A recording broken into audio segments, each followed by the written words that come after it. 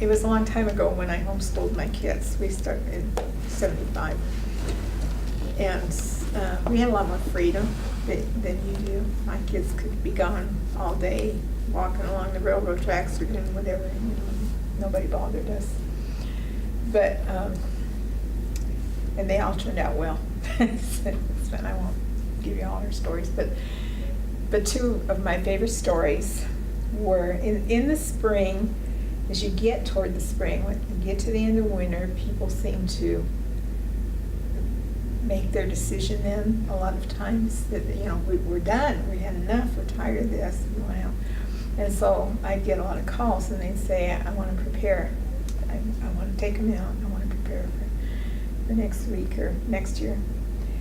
And one lady, well actually there's three, one lady, a friend of mine said, you've got to talk to my friend. Her son is in junior high and he's struggling with his math, and it's really bad situation.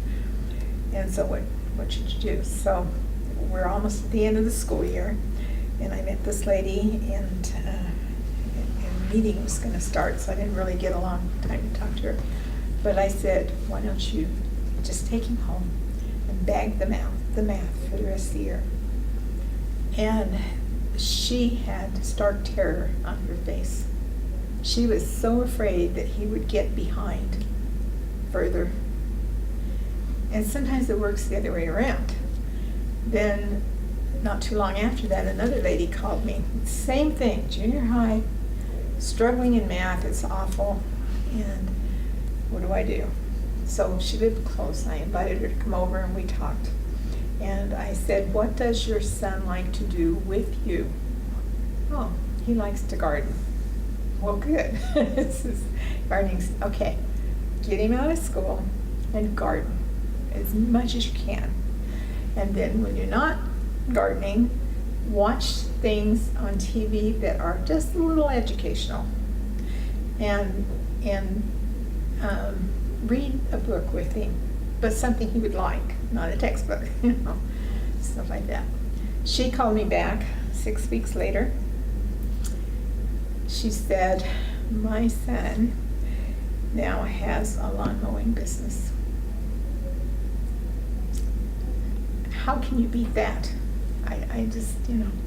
And then there was one more family with the same thing, and they had a bunch of kids, and I said, what does your family like to do together? And she said, oh, we like to camp. I said, okay, camp. Rest of the year. Take them out of school, go camping. If you want to go on little trails and discuss the plants once in a while, stuff like that, that's fine too, in college school. Read together, you know, play in your tent together, do all the camping you can.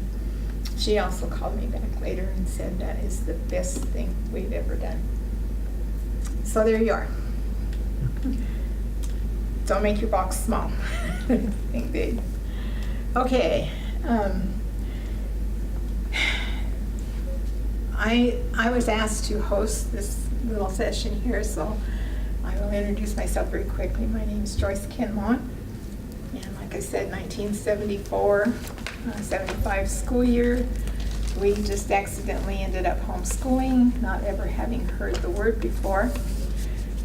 But it was such a wonderful thing to just be home with my own children and you know, nothing else going on. And we have 8 children. We didn't have 8 at the time quite, but we homeschooled 8 children. All of them have succeeded in their ways, their own personal ways. For instance, yesterday I went to, there's a charter school just a mile away from our home. And my daughter, who lives close to us too, put her kids in that charter school. And she would go down and help with their programs because she likes music.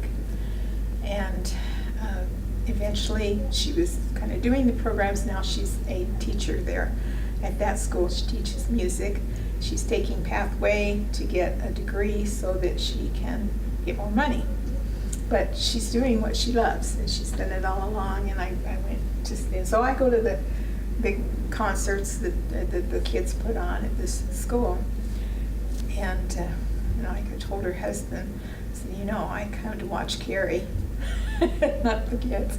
And I do, because she's so animated and she does such a great job. And she has this room full of, an auditorium full of kids, so many kids. And she has all the hand signals to tell them what to do, and it just is so inspiring. Schoolwork, not for her. She was one who would have probably been sent off to special ed or something, not that there was anything wrong. She's left-handed, she just had a different system, and I didn't, at that time, I was so new that I didn't have resources or anything. My two boys would not do schoolwork. We'd always read in the morning, and one of them ended up, well, they took their beds out of the bedroom and they put workbenches in and slept on the couches. And they did things all the time. They were always outside blowing up something in the backyard. Over at the neighbor's, who was a retired shop teacher, and he let them do anything. He showed them how to work their stuff. You're welcome to come to my shop anytime. They did things for him, and he taught them. And so Richie was a homebody. He liked to tinker around on his workbench. He had TV on with educational stuff all the time. He did the Saxon math. The first book, he was a little nervous about it, and he said, I said, hey, let me do this with you. I haven't done math for years. It'd be fun to do algebra 1/2. So we did it together. Just did every other problem. The next book, he said, yeah, I'm okay. If you'll just read the directions while I read the text while I look at the picture. And that's all he needed, and he was fine, and he's an engineer now. And no degree, no high school, but very, very happy with his job, because they let him. He put a workbench in his cubicle. So I gotta have a workbench. So he was making prototype swarm and stuff out of cardboard and stuff. Just having a good time with life. And then he started a website called Sonic Dad. And he makes projects that people can do with their kids. His thing is... That's your son? Sonic Dad? Yeah. Do you know Sonic Dad? Yeah. Really? My kids love it. His story is on that site. That's neat. That's It's cool. just fun to find that out. Yeah, and he's connected to his, their third son died of epilepsy. And it was so obvious to him that Matthew was sending him ideas. And at least in the beginning, I don't know if that still happens or not. So anyway, you just don't have to get in a mold. You do what your kids need to do, and you got to look back. What was going on in the last few eons of time before they even came to you? Richie's thing was airplanes. I would take my husband, he'd take the commuter plane, and he was a technician, and he'd take the computer plane, was the computer over to commuter plane from our side of the bay and over to San Francisco when we lived there for a couple of years. He'd always cry at the airport, and I thought, well, he's just crying because his dad's leaving. He was 2, so he couldn't really explain it. And then one day I realized, why is he crying when his dad comes home? And then I found out it was the airplane. He wanted to get on the airplane. So he did that. Anyway, and then Rob, the other one, he was always gone. He'd be riding on the mountainside on a motor bike. They made their own 3-wheeler out of parts. And then he had jobs, and they both worked, and then he'd get his own. And he'd be up on the mountain, or he'd be bungee jumping off a bridge. This is a kid who wouldn't do any math. He did a long division page one time, and I looked at it and I said, how did you figure these out? I don't know. And I could make no sense of it.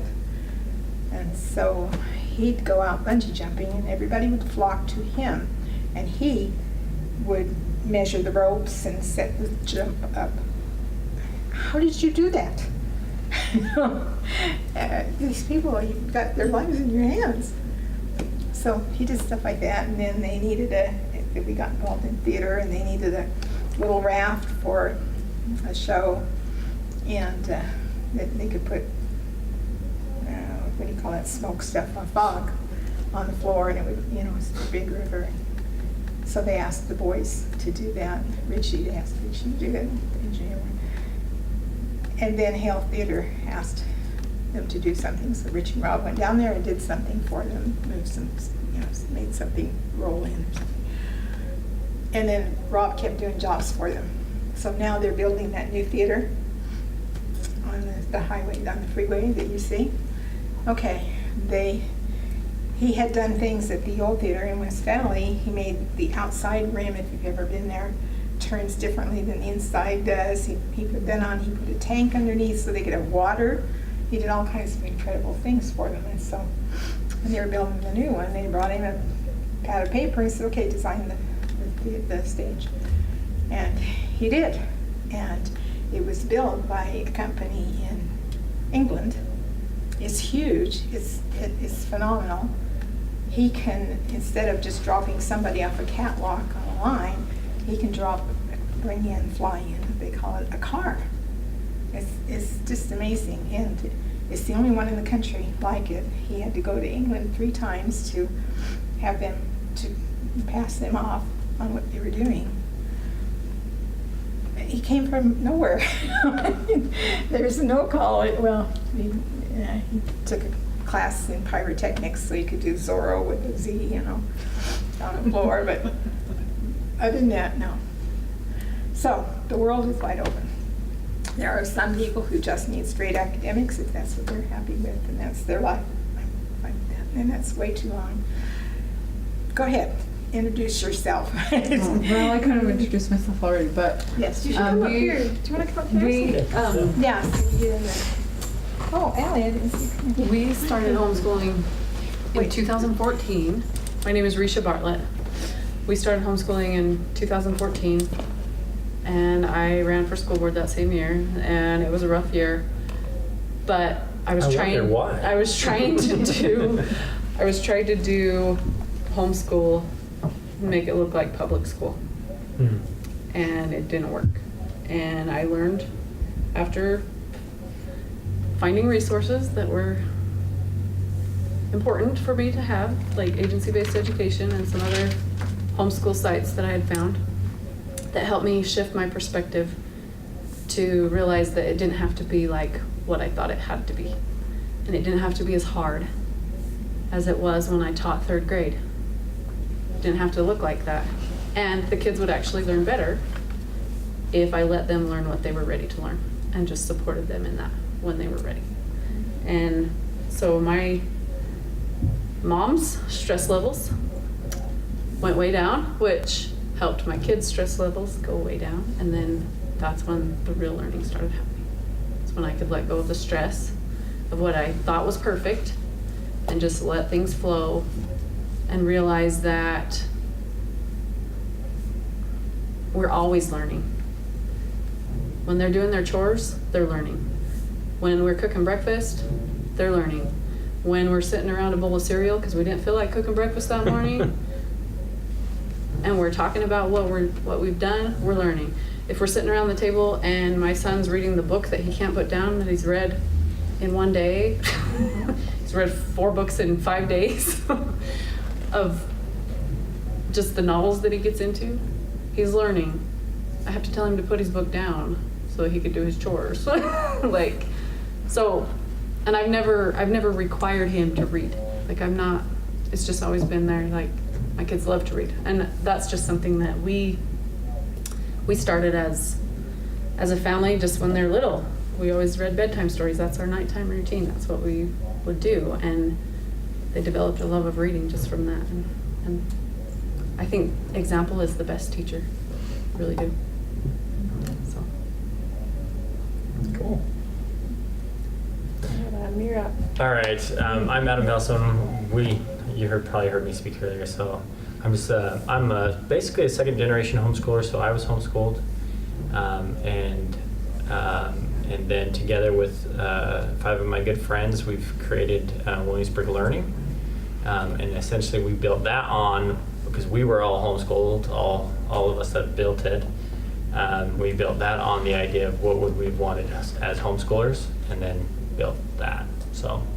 And we are kind of half homeschooling my son, who's 5, and half he's in a Montessori program. So he loves that. mostly because he just gets to play and have fun with learning, but he's playing. And then he comes home and I do math with him, and my wife does some reading lessons with him, and that's really it. As for a 5-year-old, we just do a couple sets of lessons, and he writes letters to his grandma and Grammy, so both sides, and that's kind of our education at this point with him, and we'll keep going from here, kind of on that similar chassis. So. Okay. Oh boy, where to start? So one thing I would am I supposed to introduce myself or just? Yes. Go I'm ahead. Allie Eisenach, and you probably heard me earlier too, but I did start homeschooling when my daughter was in first grade. Addie, she's my oldest. And so I took her out of school, and then I never put my other children into school. We just continued homeschooling. And for me, it was a really hard decision because where I grew up, no one homeschooled. I got a letter from my dad that was just, he was so heartbroken that I wasn't going to give my kids the opportunity to walk home from school and go to recess and the field trips. Like, he was mourning the loss of me removing my children from school. It was really hard because they didn't understand my decision. But I love it. It's been the best thing ever. I mean, you saw Addie too. I mean, she definitely has caught the vision for her own education, and she's on her way. I do think you have to get over the hurdle. Like Pam asked about, everyone has the idea that the socialization thing is going to be a problem. And there's one book that I strongly recommend that you look at. It's called Hold On to Your Kids. And I don't remember. By Gordon Neufeld. By Gordon How Neufeld. did you guys hear about him? You told me about him. Did you? Mhm. Yeah, someone recommended a long time ago to me, but basically, I mean, the research is there. Like, the proof is in the pudding that if your children spend more times around their parents than their peers, then they will be happier, they will be more well-adjusted, and it's okay. The proof actually shows that they have a lot better chance of success in life if they're more attached to their parents and family than their peers. So they need to stop looking to their peers for what's right, what's wrong, and just be with their family. And they did all the research. I mean, he's a professor, and they did all this research. So anyways, He's very it'll smart. help ease your fears of, oh my goodness, we're going to ruin our kids or whatever. No, your kids, they'll be fine. So that really helped me. The other one that I love is Marlene Peterson. You'll want to write her name down. She has a website called The Well-Educated Heart. You familiar with Marlene? That's the website. I think it is. The Well-Educated Mother's Heart or something is her podcast, I think, too. She, Well-Educated she Heart. was here less than a year ago, and she did you go to that? I didn't. I wasn't able to come. Yeah, But she's Thanksgiving point. She's really great, especially for new moms that are jumping into this because it feels so overwhelming. She has something that's called the Mother's University, and you can actually start reading about it. But her concept is this. The mother's job is to educate the heart. Basically, your job is to just get in, show those children you love them, get their heart on fire, read them good stories, read them about great people in history, and you just light the heart on fire. And there's ways you do that. Stories, poetry is one of them, music, and art. Okay, so those are the things that speak to the heart, and those are things that especially children up till 8 years old, they really need to have that core phase in their heart. And what this looks like in real life is, say you are talking to your children, you show them a painting of Van Gogh, maybe like the Starry Night, right? And you talk about it, and you show them a picture, or you tell them, maybe you make up a story and you introduce them to this beautiful painting, right? And then later on, when they become adults and they see that painting in pop culture and wherever, and they're like, oh my goodness, my mom taught me about that. And it kind of brings back to their hearts all this wonderful, the art that you showed them, the poetry. She's all about just have a tea party with your kids. Just have a tea party, read some poetry, classic poetry, show them some art, and just have fun. And you don't even realize it, but you're starting to put these pieces in. Like, you're the mom, you get to put all those fun pieces into their heart, and they will never forget it. And then as they get older, they go into more of a scholar phase, and that changes. But I really recommend her to get started because it kind of ease those fears. Like, oh my goodness, what am I doing? So, anyways, yeah. So how would you start a high schooler? Because she's the one I need to start. I need to start 10th grade with her, like 10th grade type things. Mm-hmm. So. Mm-hmm. Yeah, I don't know how. That's my struggle, 9th grade. Well, Trying to. yeah. Do you want me to speak to it? Oh, go ahead. Oh, I'm sorry. No, you're good. I was just going to say, don't feel married to textbooks. Yes. Yeah, for sure. Find real books that have real interests that are, you know. I And there's so second many that. good ones. Coming down here, I cried all the way down listening to the book of Timothy Ballard, the Lincoln Hypothesis. And there's also the Washington Hypothesis. If you're religiously based, especially LDS, these are beautiful. And you get the book. I get the book too. Yeah, books on tape are great. But older kids, I don't know. See, I've never dealt with that, like moving them from, but I do know that there is a major detox period. So your children are going from something and you're going to pull them out, and it's going to be weird, and you're going to have ups and downs, and it's going to take a while till it smooths out. So just kind of. Well, I have a lot of experience with that good. particular Do tell. group with our school. And so, first of all, really fast to give you background, our school's a home-based model because students come from home. But one of the things that we've found is, and I found growing up, was this is terrible and this hurts as a parent to hear, but they hit an age and they are, for many, not all are like this, they are just less likely to listen to you, even though someone else will say the exact same thing and they're like, that's brilliant, that's what I wanted to hear, that's what I needed to hear. And for some reason, if it comes from mom or dad, Especially boys. yeah, there's this disconnect there. I think we're programmed to do that because otherwise we'd have kids living in our basement when they're 35, and we probably don't want that, right? They're programmed to start branching out and wanting to see how other people see things and feel things, and so that's not necessarily something to snuff out, and I think sometimes as parents we want to do that, all right? So with that said, when they hit this age, bringing in outside mentors and people to supplement is huge. Get them connected with great, wonderful mentors. The model that we built is essentially that. We just try to connect students with great mentors in their classes and let it go from there. So Joyce, when she was talking about her sons and the shop teacher from across the street, like people like that in their lives. Find the resources, whether it be in your community, whether it be online.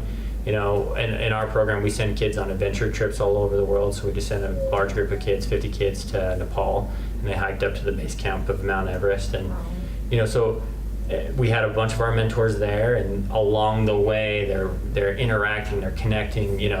So, and then lastly, I would say at this age, they're at an independent enough level where it's time for them to start questioning and thinking about what they want to do and who they're becoming. So let me give a caveat to that. When I was 15, I was convinced I was going to be a CIA agent. I was convinced of it. So I started studying languages. I started studying a lot of different things, but it gave me drive. By the time I got to college, I fell in love with education and business. So I went a different direction. And there's nothing, very rarely do you figure it out at 15 and you know where you want to go from there. But the process of tasting this and trying that and getting the drive that comes from that is powerful. So, I like to ask them 4 fundamental questions. And if you want to note this is what I ask almost all students at this age. I draw a Venn diagram of 4 circles. You know what I'm talking about? The Venn diagram where all 4 circles overlap. And so you have that kind of little space in the middle where all 4 circles overlap. Perfect, yeah. So let's say each of the circles represents a question. First question is, what are you passionate about? Second question is, what are you good at? And those are often different things. What are you good at is talents, abilities, Third question is, what kind of lifestyle do you want? And the fourth question is a filter. It's not, the other 3, you create a list of the things that you want. So the things that you're good at, the things that you're passionate about, the lifestyle you want, you kind of create lists from those. The fourth one is a filter of the other 3, and it's, can you make money in? And because, you might have a student who is really passionate about darts, and they're really good at it, but they're not gonna make money at that, So it's a filter, and it's only a filter, but ask all 4 of those questions. And then you say, okay, where do these things overlap? And it starts to add some clarity. The reality is that's not an end-all be-all. That's not going to figure it all out for them. But it's a model in which that they can work through that gets the engine going, so to speak, of thinking about their future, who they want to be, what do they want to do, what are they good at, how they might apply their life. And then I ask another set of questions, which is, what are you called to do? And I give them a list of 12 callings that they might pursue, which are clothe the naked, feed the hungry, beautify the world, those. I'm a Christian, so scriptural-based callings. And that provides a lot of direction too, because a student might feel like, for example, my calling is to free the captive and educate the ignorant. So every time I'm making big decisions in my life, I go back to those two callings. Does this fulfill this calling? So when I ask students those 4 questions, and then I ask them also that set of 12 callings that they can what resonates with you, what do you feel called to do? It just, again, it starts the engine. That's all it's meant to do. It's not like they're going to figure it all out right now. And tell them that sometimes, because sometimes it can feel overwhelming. Well, I don't know. And that's okay. What do you think right now? And it just gets the engine going at this point. So surrounding them with great mentors, and getting them, there's lots of resources nowadays about finding great mentors, so find what fits for them. Williamsburg Learning in our schools are only one of those options, and there's lots of great options. Find what fits for you and your family. And then, start to light that fire, start that engine. My dream is that in our churches, the men will start to catch the vision, and they'll match up and take your little circles down there and say, okay, find somebody who can help my child. My kids had lots of mentors. Richie had right before he went on his mission, he took flying lessons at the local airport. And because he had more time to spend, there was a man there who was also taking flying lessons. So they kind of worked together, and the man would let Richie fly his plane. He bought a plane, and he actually sent Richie to go pick it up and fly it home for him because he didn't have his license yet. Richie did.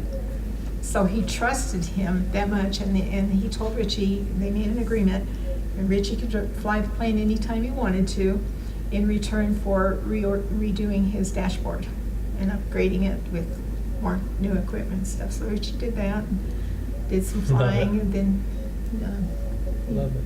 yeah, it was very fun. Well- I mean, this man, I'm sorry. ahead, finish.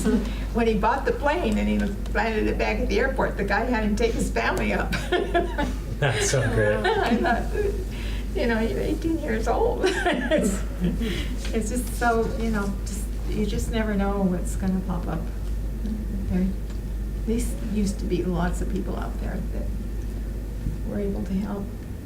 So, I- and keep in when you're mind too, that you may already know the mentors. It doesn't have to be like this big Mhm. extravagant thing to find a mentor. Like, my grandpa has been coming and picking up my son, just turned 12. And so he's my grandpa, so he's his great grandpa. He's 80 years old almost, 79, 80, I don't know, somewhere in there. But he's been picking up my son to come and help him do a few things around his house, like put a roof on a shed, or help brand the calves, or different things like that. And that, to me, is worth so much to me. For him to come and pick him up, that's worth like more than 50 pages of math could ever be to me. And it's Because he's getting educated, his heart's getting educated. My grandpa's a smart man, like he can figure out the cubic foot volume of a pipe, whatever. Like, and he dropped out of high school back in the day.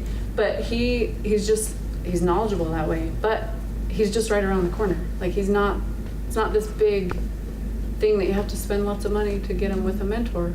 Who do you know already that can help that person? And sometimes it's just having the courage to ask. Just say, hey, would you help talk to my kids about this? Or whatever, like that, You probably already know somebody who can help mentor your kids.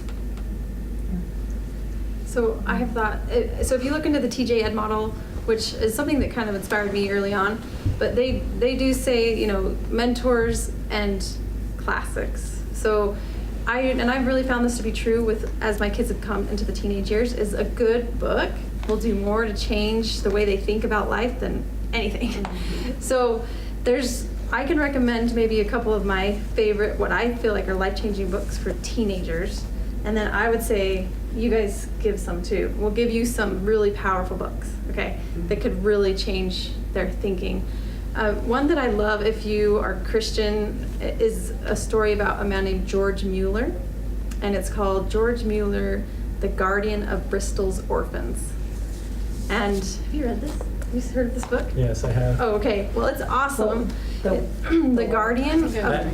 I shouldn't say I've read this, but I've heard of this. I've heard it recommended before. Okay, it's awesome. The Guardian of Bristol's Orphans. So Bristol as in Bristol, England. And so George Mueller, it's basically how he feels called to help establish these orphanages. And he prays in everything that he needs to do it. It's incredible. I mean, it's his story. I mean, he gets these orphanages set up, and then one morning they have no food for 300 kids. And he tells all the kids, you know, go sit around the table and let's thank God for the food that he's about to provide. And they do it, and then within minutes, the guy knocks on the door. You know, I woke up last night, 2 a.m. There was a baker. I felt like I was supposed to start baking some bread. Do you need bread? You know, and he just has enough bread for 300 kids. And he just, miracle after miracle, but it goes to show these kids that if they are willing to trust God and start praying, and God has a path for them, like he's saying, that there's a way that you are going to help people. Okay, we need to shift our thinking that this education is about a career. Our kids are not robots, okay? They're not supposed to just, what skills can we give them so they can go work for someone else's dream? They are supposed to start reprogramming their brains and minds and hearts to start thinking, what can I do to give back? How am I gonna bless the world? You know, and that might be on a micro scale of just being a mother someday and learning how to cook and, you know, taking my children around me and teaching them. That's wonderful. You know, or it might be setting up orphanages or whatever it is they're called to do. But that book for me will get teenagers going, okay, I think if I can start praying, there might be some path for me. So that's one of my... So George Mueller, the Guardian of Bristol's Orphans. Did they make a Fabulous book. movie out of that? I don't know. Because it sounds really familiar, and I know I haven't read it. Okay, I'm not sure. Maybe it's similar to another one, though. And this book is actually written for teens, so it's a very easy read, and it's one that for your younger children, like this is a great read to your whole family. So if you need a good book to start with, you're gonna start homeschooling, and we're gonna read George Mueller. I promise it will give you like a big boost when you first get going.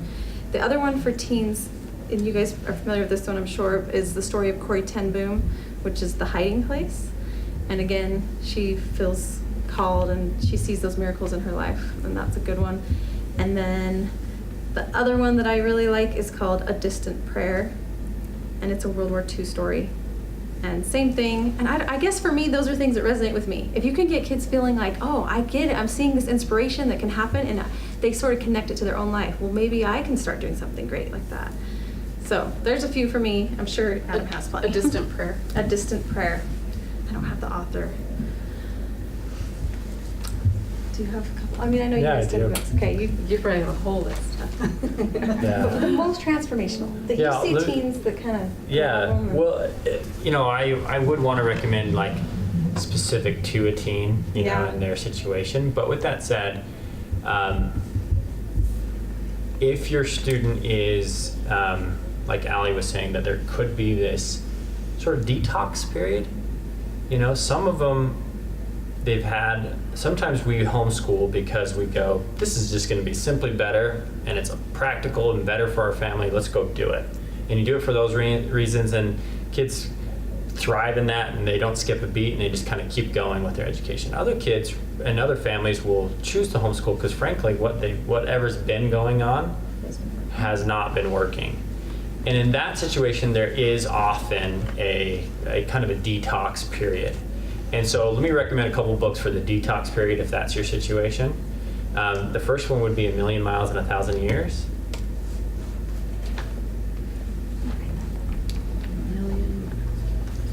Yeah, and that is by, God, I'm forgetting his name. Oh, getting his name. Oh, we can Google search it. Yeah. Sure we can Does find anyone that. have their phone on them? Mine's almost dead. That's gonna bother me, but A Million Miles in a Thousand Years. I just hung out with him 6 months ago. He's such a cool guy. I remember forgetting his name all of a sudden. And then, and side note, just kind of right next to that, for your marriage, so it has nothing to do with your kids. Donald Miller, thank you. He is so genius too. He's fantastic. Donald Miller. Yeah, Donald Miller. Yeah. And then Donald wrote another book, just a side note, called Scary Close, which is transformational for your marriage. Beautiful, beautiful book, all about vulnerability and connection, and it's fantastic for couples. Not a bad read for teenagers either. But anyway, his books are written from a Christian perspective, but a non-Christian person wouldn't take issue with it. It's not very Christian. It's not doctrinal or anything like that, but he just mentions scripture at times, So kind of loosely Christian book. Anyway, so that one, and then I would say, again, for that particular set of students that is sort of detoxing, The Alchemist by Paulo Coelho.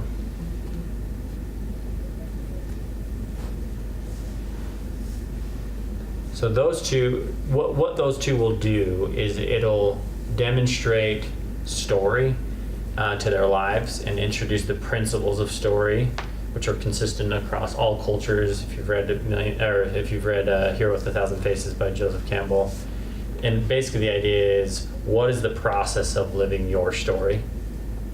The Alchemist will show a demonstration of that, and Million Miles in a Thousand Years will teach you all about that. And those two books will, for a student who's maybe rudderless right now because they're going through that detox period, this can help push them through that detox period and really kind of get some of the stuff out and get them focused on something good going forward. So, and if your student's not sort of that way, not going to hit that detox, but you're just kind of, actually they're really great students, I just feel like they can do a better job, and then come talk to me afterward and I can give you a set of books for that for sure. Cool. As far as the teen years, I haven't had a lot of experience there yet. My oldest is 12, but I have been helping mentor a few kids in our homeschool group, and but just for some fun reads, to just get back to enjoying reading. Some of my very favorites are Little Britches by Ralph Moody. That whole series is awesome. It's a biography of his autobiography, I guess, and I'm sure he embellishes it some, but it's a really good read. We have our middle schoolers with it. It's a good one, and I love it. We've read it a couple times as a family, just as a read aloud, and it is, even the youngest, my 3-year-old was paying attention, and he's like, why did Father kill the hen? Because they talked about killing the hen to use it for soup. And he's like, why did he kill the hen?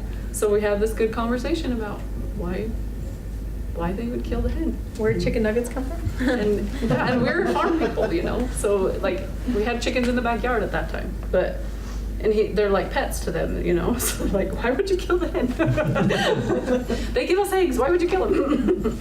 But anyway, so you can the read aloud thing is so powerful, even for teenagers. I always beg my husband to read to me, because I love to be read to. There's just something about that. If you gather all your kids and read a story together, what it does for your relationships and what it does for the spirit in your home. It's just amazing if you read something that is a good book. So Little Britches by Ralph Moody, that whole series. And then also Understood Betsy. That's one that we read recently. And it's by Dorothy Canfield Fisher. And I think that's the name. I think that's right. What's her name again? Dorothy Canfield Fisher. And it's an old book too. It's It's an old book. And it's good. Understood Betsy. And it just talks about this girl who is just totally sheltered for a long time, and then she goes to live with the Putney cousins and how she gets a new experience. And it's just a really, really beautiful way of explaining how to use your own mind, in my opinion. That's what. Anyway, so, and they're both little like stories that are fun to read. It's not just like shoving information at them. It's like educating the heart, you know, like that. They're good books. So, and they're good for the older kids and the younger kids. So. Okay, we did a lot of poetry. I always have. I collect a lot of poetry, and I have a notebook with poems in, and we would, for the kids that were learning to read, we'd read like there'd be 10, and we'd read them every day. And then at the end of the week, put a new one in, take an old one out. And I think that helped them with reading fluency, because they could read things they couldn't sound out, but they memorized, and it was good. And even my grandkids get poetry notebooks, so, and we wrote a few ourselves. So we did a lot of that, and then we just sort of happened into theater. That was never on my to-do list, but we moved into Perry, and there was a little thing in the newspaper that the local theater was doing, anyway, a play that had the kids on the telephone, that one. And so I had a 14-year-old daughter, and I thought that she'd like to do that. So we all went, the whole family went, and down for the audition, and they said, well, we decided not to do that play, but please come back for our Christmas program and bring all of your children. So the whole family was in this Christmas program, and it just went on for years. We did the Christmas program every year. It was the most wonderful thing, because beautiful music. I remember walking into the mall one time and going, Santa Claus, what are you doing here? I hadn't given him a thought the whole season. And it was a wonderful experience for our kids. It was a little theater. When the director wanted her kitchen redone, she took one of my kids, I think it was Richie. Our neighbor was going to do the work, and he took Richie along and taught him carpentry, and all kinds of things. But that's all. So it's the theater that really was a big influence in our lives. So we did, and then from there was a theater further up north that did real plays, you know, a bigger, better theater. And so we ended up going up there, and my daughter met her husband. She went up to audition for a play, and then they called her to callbacks, and he had just come home from his mission.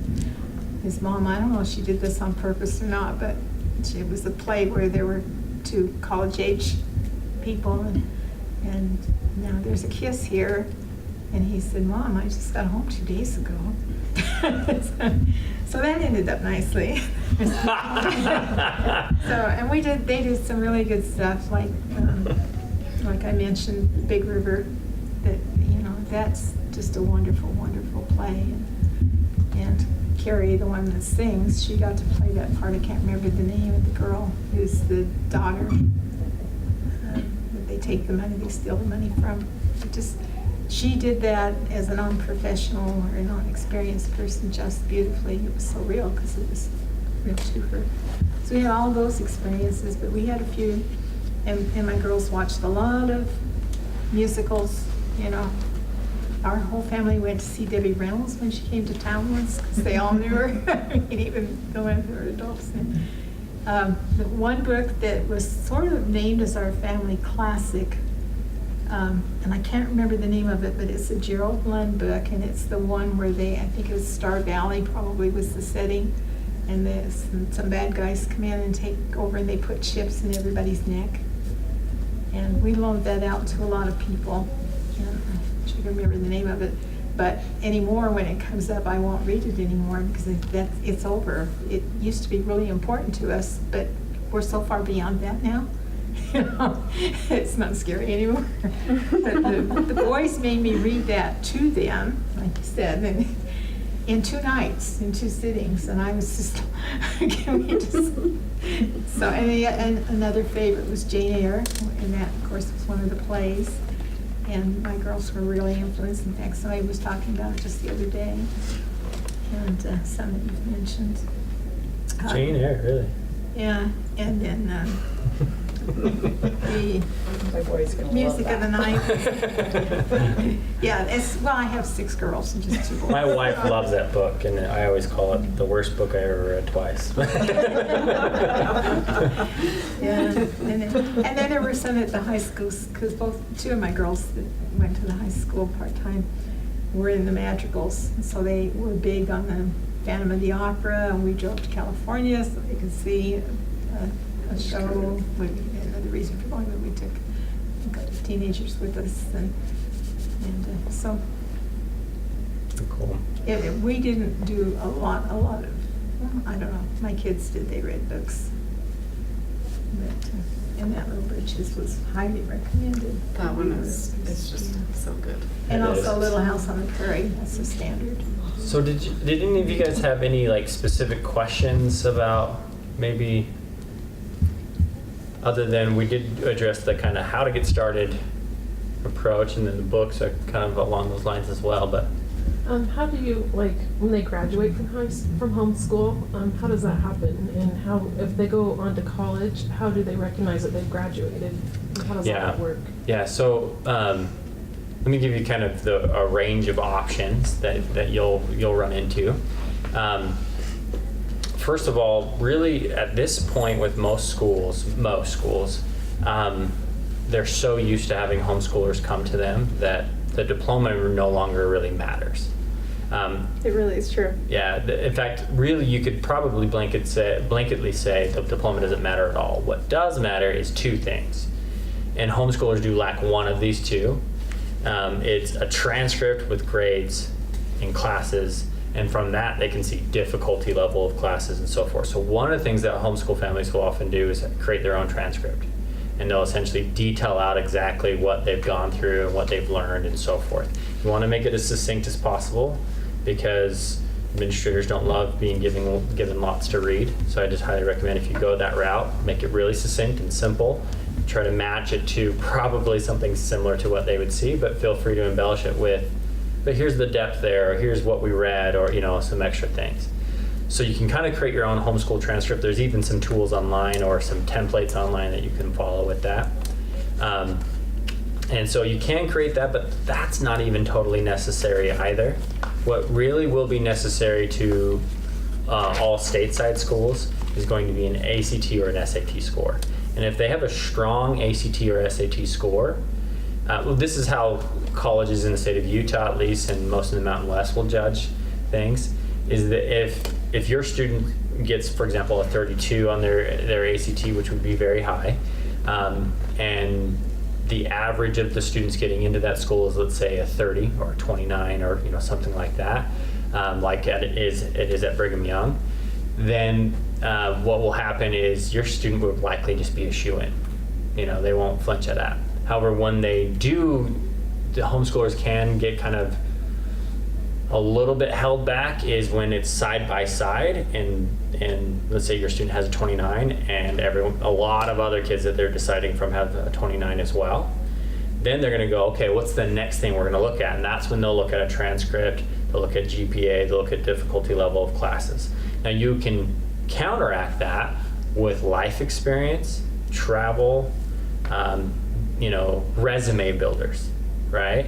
So again, you can counteract it with building your own transcript, but they're not going to trust that in the same way that they're going to trust, let's just be real, an objective, an objective GPA and all that stuff. Right. It's, we can argue about whether that's truly objective, but that's not our point.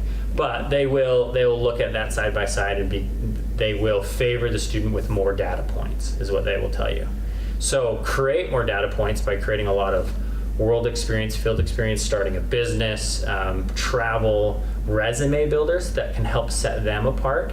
Not every school will even look at that, but certain schools, especially fairly competitive schools, will look at that and go, oh, we love you, you're a shoo-in, So it depends on the school and the uniqueness of the students that they're pursuing. A lot of private schools in general will look at those things. But again, it's probably going to come down mostly to an ACT or an SAT score. So that's when it comes to going to college. College is not necessarily the best choice for every student either, but pursuing a path of of greater depth, to put it in the TJ Ed language.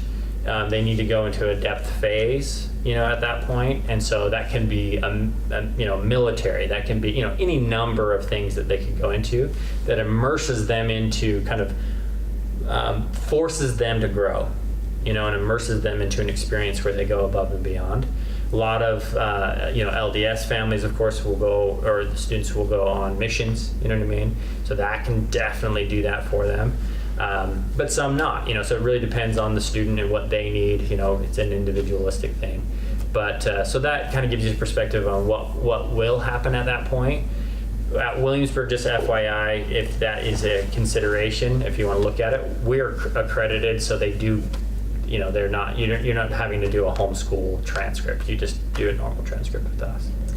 How does the ACT work now that David Coleman has changed it? If you're going to pass that test, and then do you have to take the AP class, which is going to teach you a lot of things that are not true? And how do you relate to the test? Yeah, good question. And let me just interrupt here. And I'm going to give you this so you make sure I didn't mistype. And I didn't know what you wanted on it. This is just our contact information. Oh, great. So if you have a question next week, just call us, write us, whatever, Cool. whoever you need to talk to. And my phone number didn't get on there, but you're welcome to call me too. It's 435-790-0925. I was like, didn't want, but I guess that didn't make sense, did it? So let me just say So, one thing too, because I have a girl that I was just mentoring that was 17, and she was wanting to go to college, right? So she decided to take the ACT, and she ended up taking it 4 times because, in high schools you don't have time, or you just take it once or whatever, but as a homeschooler, you have a lot more time on your hands. You can study the ACT more, you can look at the prep, and she did really well. I mean, she was getting above 30s. Like when she was taking it, she kept wanting to try and up her score to try and get a scholarship. But, there's Yeah, that if you whole get thing above too. 30, you're a shoo-in at a lot of schools. Yeah. Not all schools, but a lot of schools. Yeah. So that's the thing too. So if that's the route your kids want to take, get them some ACT prep books and let them start working on their own. Because no problem as a homeschooler. Yeah, the degree almost doesn't matter at that point. Just get a good ACT score and you're on your way. And if not, then you can still go to like smaller colleges or like community colleges easily, right? I'm pretty sure you can get in like nothing. Yeah, if you, for And then example, transfer. And then just transfer up to in the university. state of Utah, UVU, Salt Lake Community College, and Dixie have 0 requirement of ACT or a diploma. Does You can just Snow start doesn't classes. either, Yeah, you're right, Snow as well. You can just start classes, and I've seen a lot of students go that route. One caveat with that though, only do that if it's kind of exactly what they need to be doing.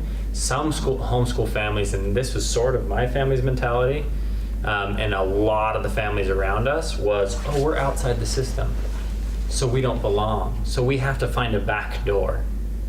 Just divorce that from your mind right now. We live in a different world today where homeschoolers are, there's literally millions of homeschoolers now. It is really normal for colleges and universities to work with them.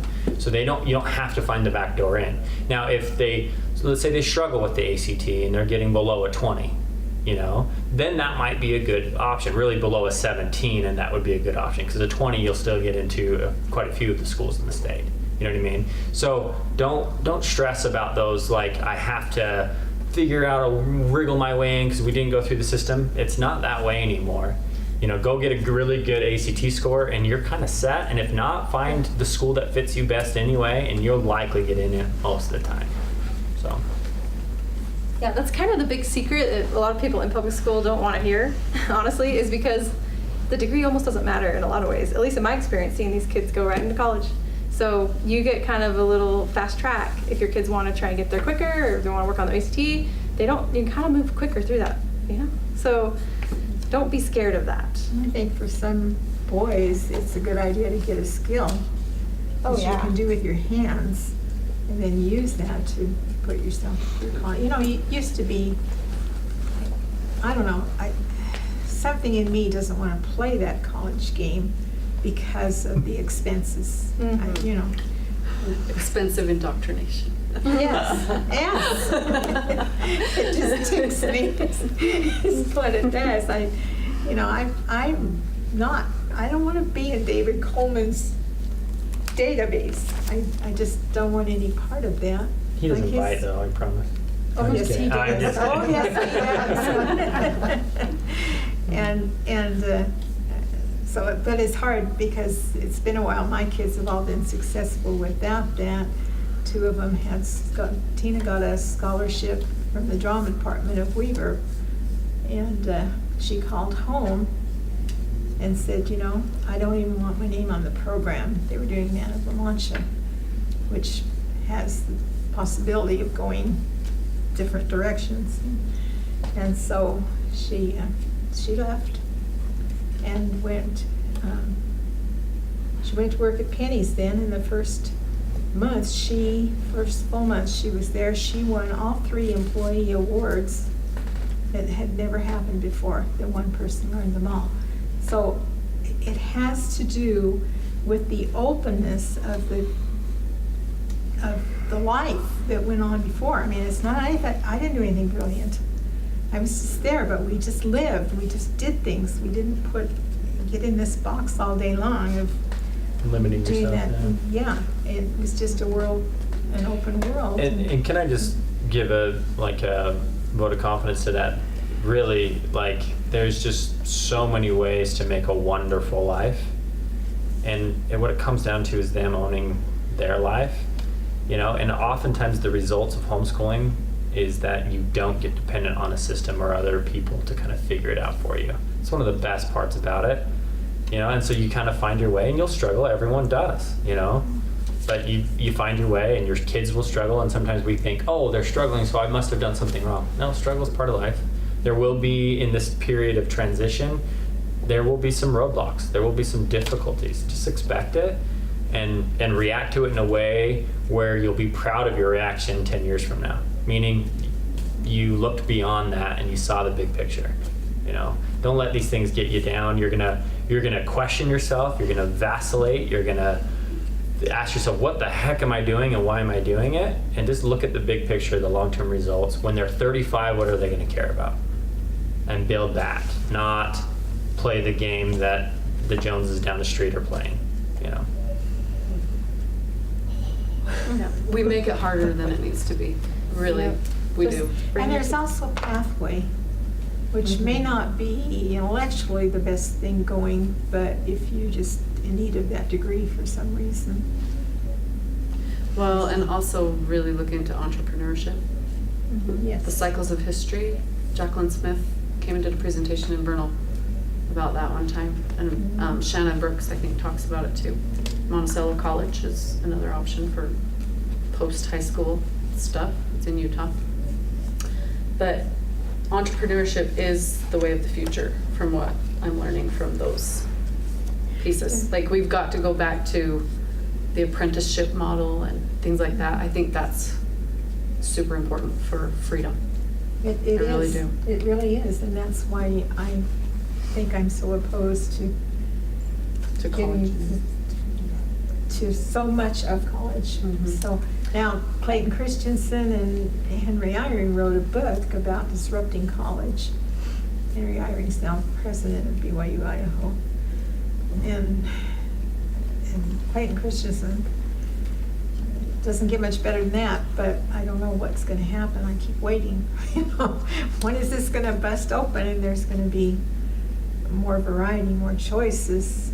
We disrupt the college system as it is and come up with something better, which is like how the transistor radio started, and So I have a little hope that one of these days we'll have more options.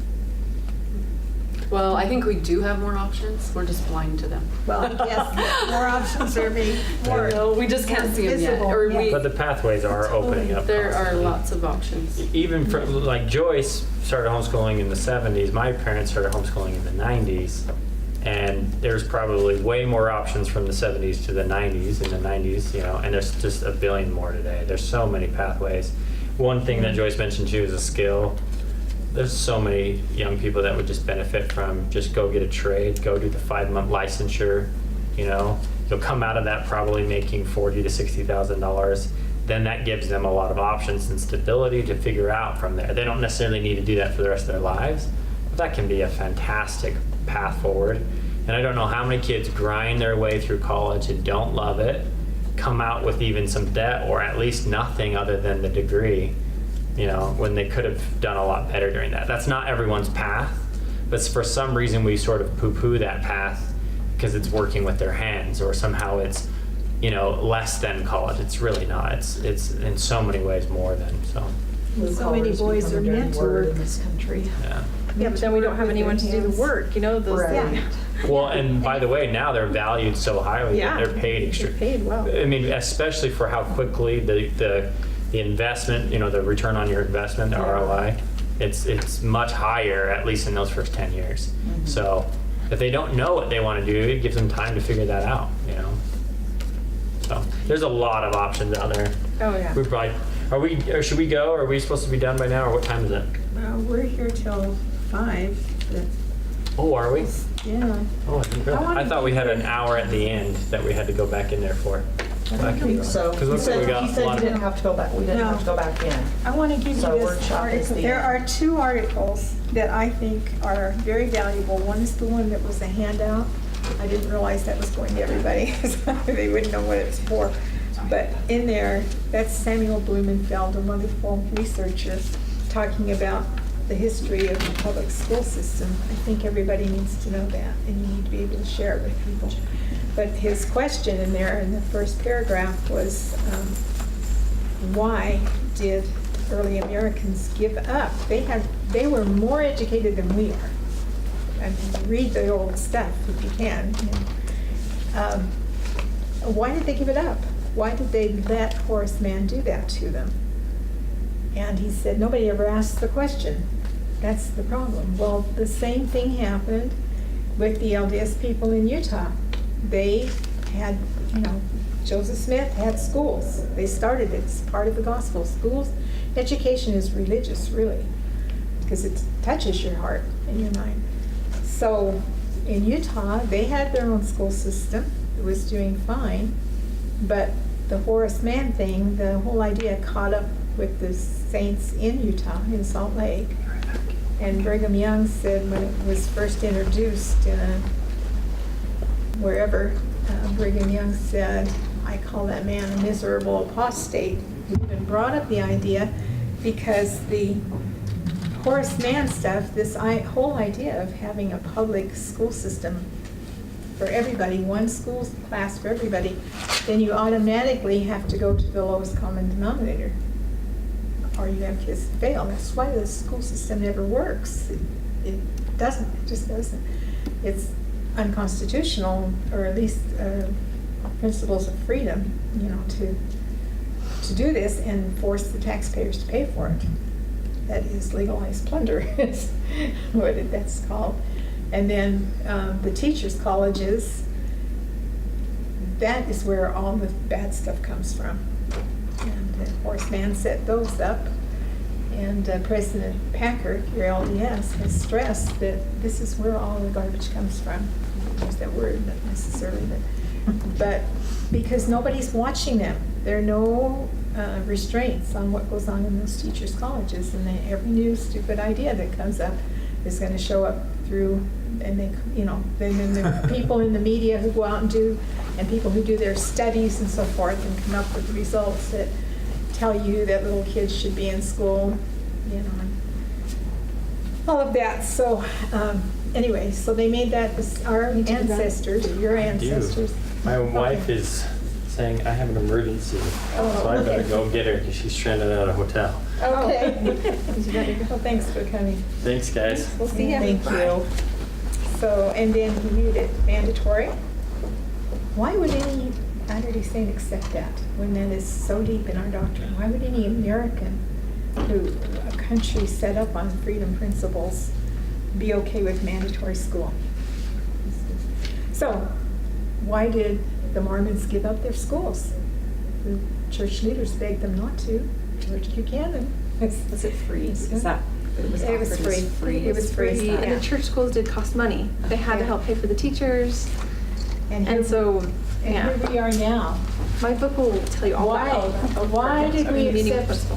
why did we accept federal money? I think that's exactly That's what's going on right unconstitutional. now. They want, the schools are accepting all this federal money, and so they're being bound instead of just saying, we're not gonna take your money. Yes. We're gonna do what we want. But there's such a fear of losing It's that hard, money yeah. that it's really hard to convince the leaders to do that. Right. It's 'Cause like, it does, it costs it's a money to huge do struggle. anything, and But there's how so many much- that are struggling to be able to, for me, my biggest struggle, because we're in a pretty decent public school right now, but we've been in horrible ones where we've had to commute to go there, and that was hard on our family financially. My husband doesn't have a job, he hasn't had one for years because of different things, and so we're not in a position where I can put him into a good private school, a good charter school, where I have that foundation, that base that I want. So my only option is, okay, now I get to homeschool, but it's expensive to buy the supplies for that as well, depends. and It depends, because I don't so- spend that much. I don't either. But, I'm lucky that I've got a family, a cousin who is homeschooled for 20 plus years and is gonna let me use whatever I need. But, I know there's so many that's where the problem is. It's a financial burden on them. And so this free school, free money, okay, so you get into these free homeschooling programs where you can get your free computers and you get all this free stuff, but You're then you're locked still into that, tied yeah. into that federal, Yeah. so you're And you don't wanna you're be- locking yourself in either way. With and- all the computer stuff that's going on now, you don't want to. Yeah. And let me it's a just say, catch-22. just go online, and this is not the whole article, I just took a few quotes out of it. And, because I didn't want to print out tons of pages, but just Google it, and these guys do good work. And I think that their stuff is, if anybody wants more than one, I don't know why you want more than one, because you don't want to really use this anyway. Your high schoolers, there's so much online that's free. And I think the high schoolers would enjoy this. They have young reporters, and they're a little bit libertarian. And it's okay, you do your own analyzing of the stuff. So there's that one, and then the one that you got, if you Google that, you'll find it. And it's long, but I think it's really important to ask that question: why would we give up our freedom for a state-sponsored school? And maybe that will help some of your friends understand it. See why you're doing what you're doing. And I'll just tell you this, because a lot of people that I've known that homeschool, they kind of, when they first jump in, they feel like you need a lot of curriculum and make sure they have everything, and they end up buying and spending a lot of money on that. And then the more years they do it, the less they just get rid of it. They don't use it so much anymore. Yeah. So, I don't know, just see, but I think it kind of helps transition, so some moms feel like, well, at least I need something to help my kids with. So, but just don't go spend a lot. Start with the books. Go to use- DI and buy used books off Yeah. Amazon. $9 Sylvan workbook off of Amazon is what we've used for math lately. And I really Okay. I don't do math every day. Yeah. I don't. My daughter will sometimes pull out her book and say, hey Mom, I want to do math today. Let's work on math. I'm like, okay, let's do it. And whatever page she chooses, I just help her figure it out. Like, it is totally, well, not totally, because sometimes I do require. I'm like, no, we are doing math today. But for them, I only do that when I feel prompted to. I don't force it unless I'm like, I need to push you a little bit, because my son is a little bit bullheaded, and he is afraid to try because he thinks he might fail. But sometimes he just needs that good push, and like, see, you can do it. Like, sometimes it takes a few tears for him to like get into it and do it and actually see that he can. But if I feel that prompting, like, today's the day we need to push and do this, and he can realize that he can do it, I go with it. But I don't do that every day. it's really that intuition. Like, you have to follow what feels right at the moment. Sometimes sometimes you don't know what tomorrow holds. I don't sit and make lesson plans with objectives for my kids. I don't. I follow my intuition, and I'm like, well, today I feel like reading this book with them, or I let them choose the book, or we talk just about do things, laundry and dishes, and that's yeah, it. and you sort socks, and that is your Yeah.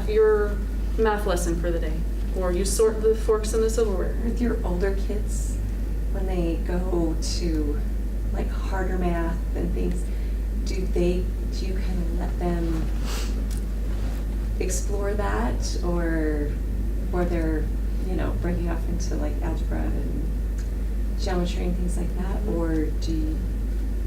Yeah, I don't see so Addie's 15, she's my oldest, and that's a concern for public schools because they really push the level of math so high in public school, and it's almost just, even like college groups, so this is ridiculous how far they're pushing them. They're pushing them into all of this hard math when most of the time you'll never need to touch it again in your life, ever.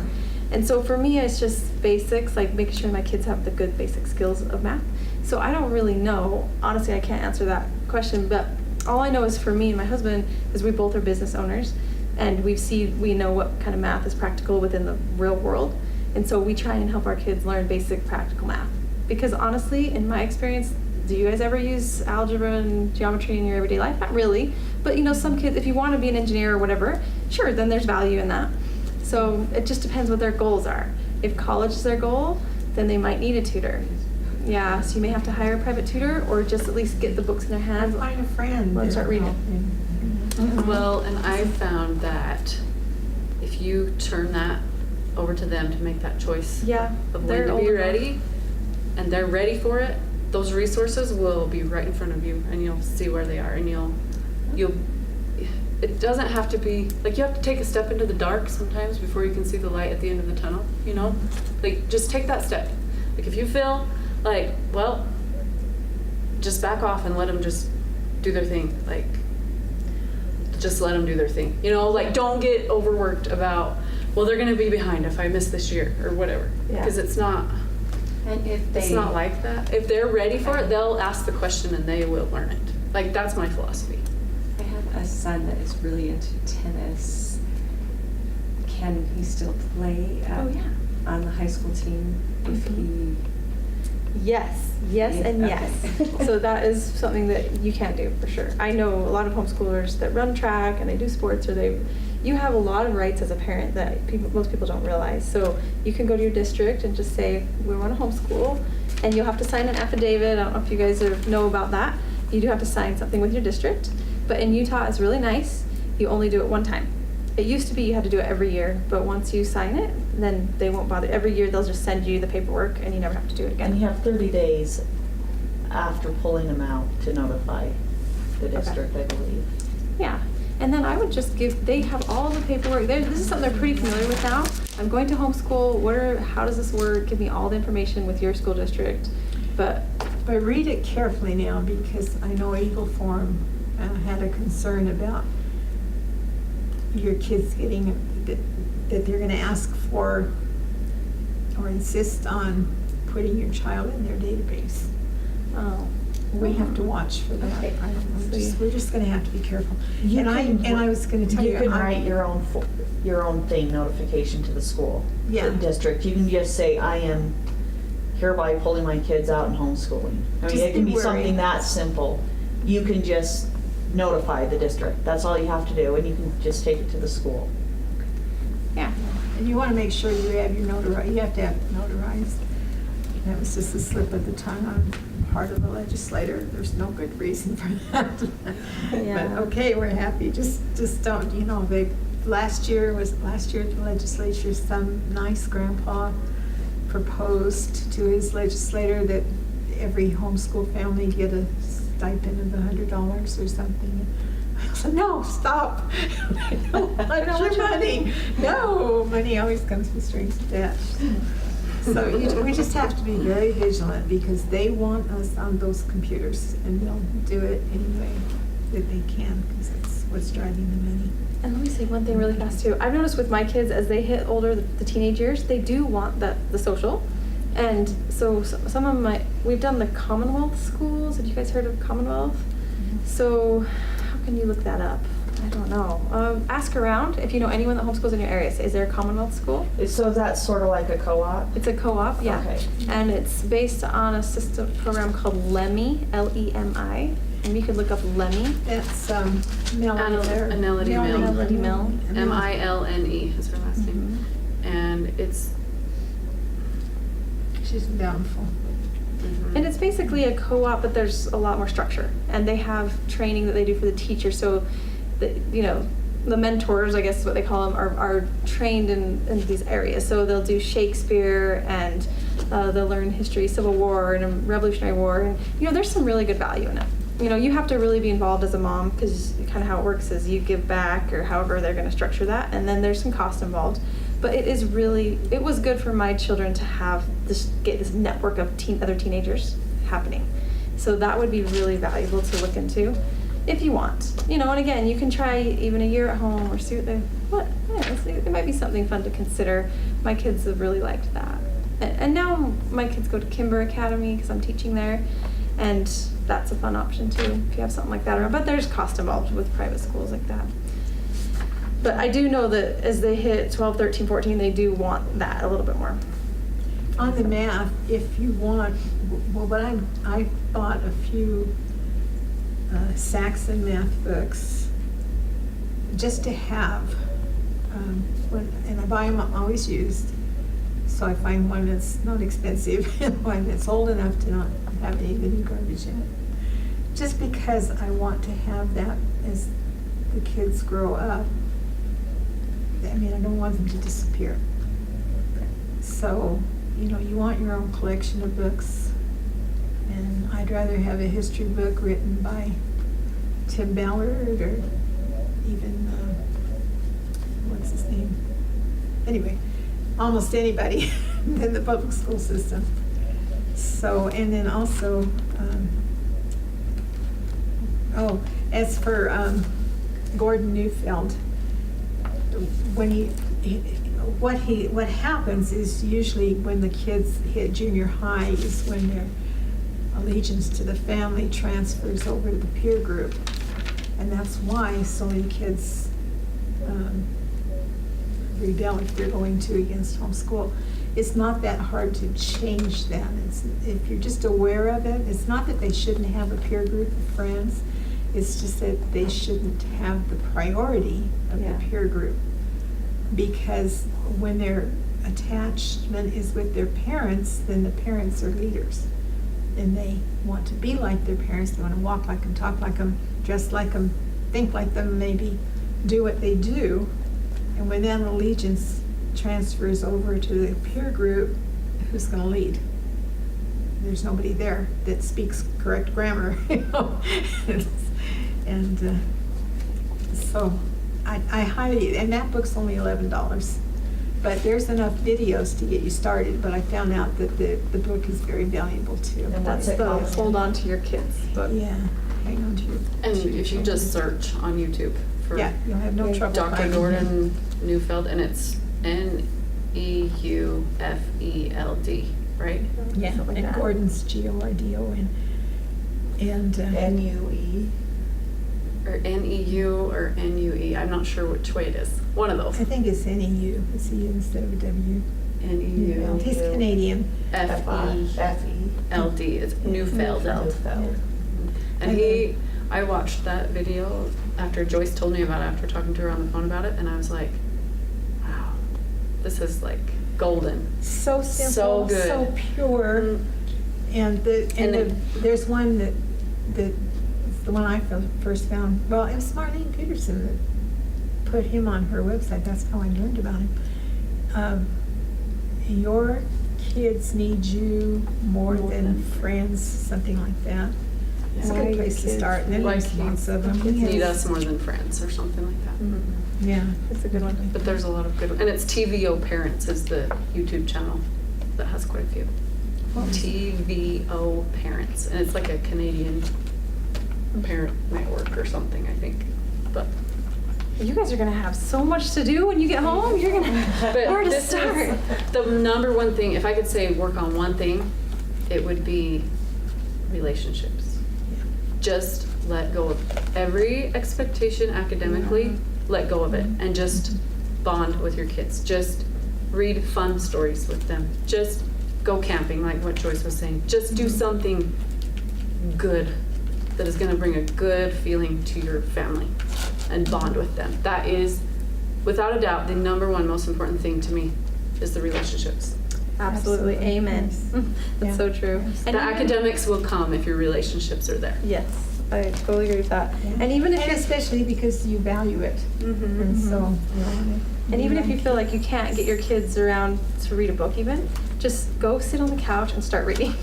And it's wild, but even if Oh, you have yeah. one child listening, Yeah, and then the yeah, others will start to yeah. kind of come in. And if you just every day, you know, first thing in the morning, you start reading this book, they kind of just are drawn to it.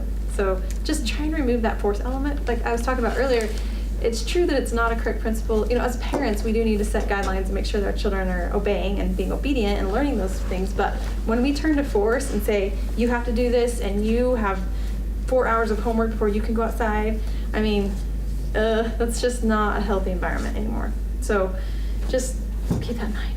I don't know. A lot of parents just resort. And it's hard not to go there, like Oh, yeah. especially if you're used to that. Because I'm like, I just, yeah. I'm like, okay, mama, calm down. But don't beat yourself up if you go there. Just let it go. Stop, don't do it Yeah. again. Say, oh, whoops, I messed up. And apologize to your kids. Just say, I make mistakes too. I'm learning. We're learning together. Let's try to go forward. But don't sit and beat yourself up because that does no good for Yeah, no anyone. guilt, no guilt. You know? I used to see a lot of LDS? posts on online where mothers would have gone off to do some errands and they've told their son, it's always a son, get your math done before I get home. And then they'd come home and the math wasn't done. Surprise. And then everybody would write in their idea what to do. We'll take away his favorite toy. We'll make him stay there until it's done. Don't give him dinner until it's done. Oh. And I just go, stop. You know, it's not worth it. It just isn't worth it. It's not important enough. Yeah. Well, if they know who they really are, they will want to learn. And with my kids, it wasn't until 12, really. Honestly, like when they're younger, the books are good, the reading, the exploring, the playing, the building. I mean, all that's so fun.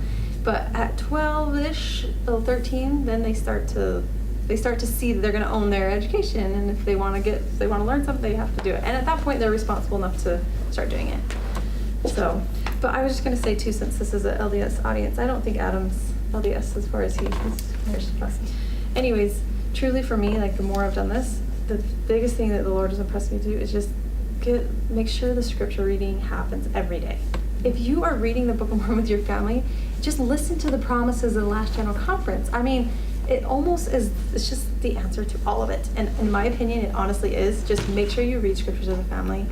And I did something once So that I don't good. know if this is good or bad, but I had a lot of little kids and reading the scriptures was so hard and tedious and we weren't making good progress.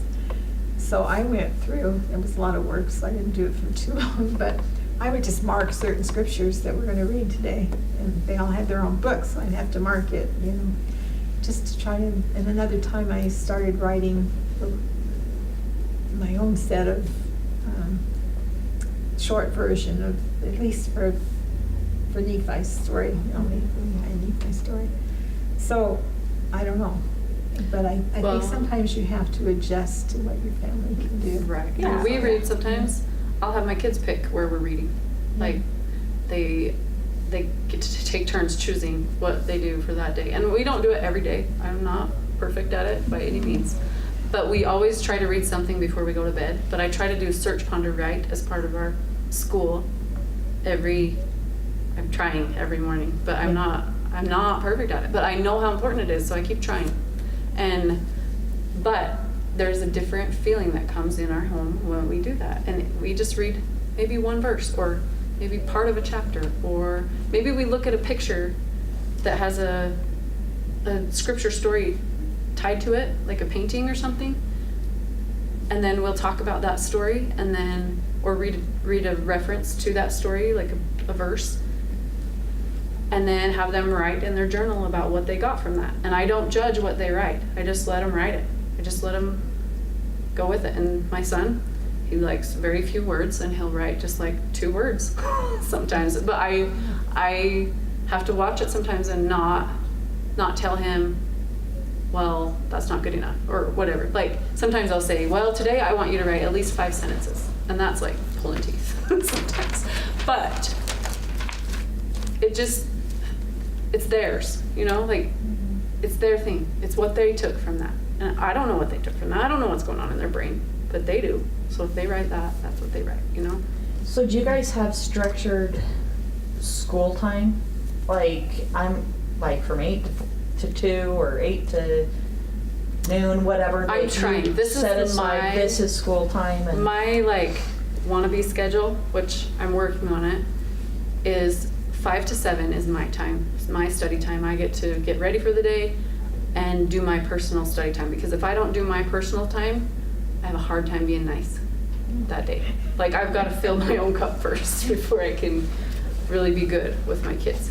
And that's a need for me. Like, I recognize that that's my personality. I need that quiet meditation time, study time, prayer time, scripture time, read something I want to read time, like whatever it is for that day, or exercise, or I don't do everything every day, but I try to do something that fills me every morning.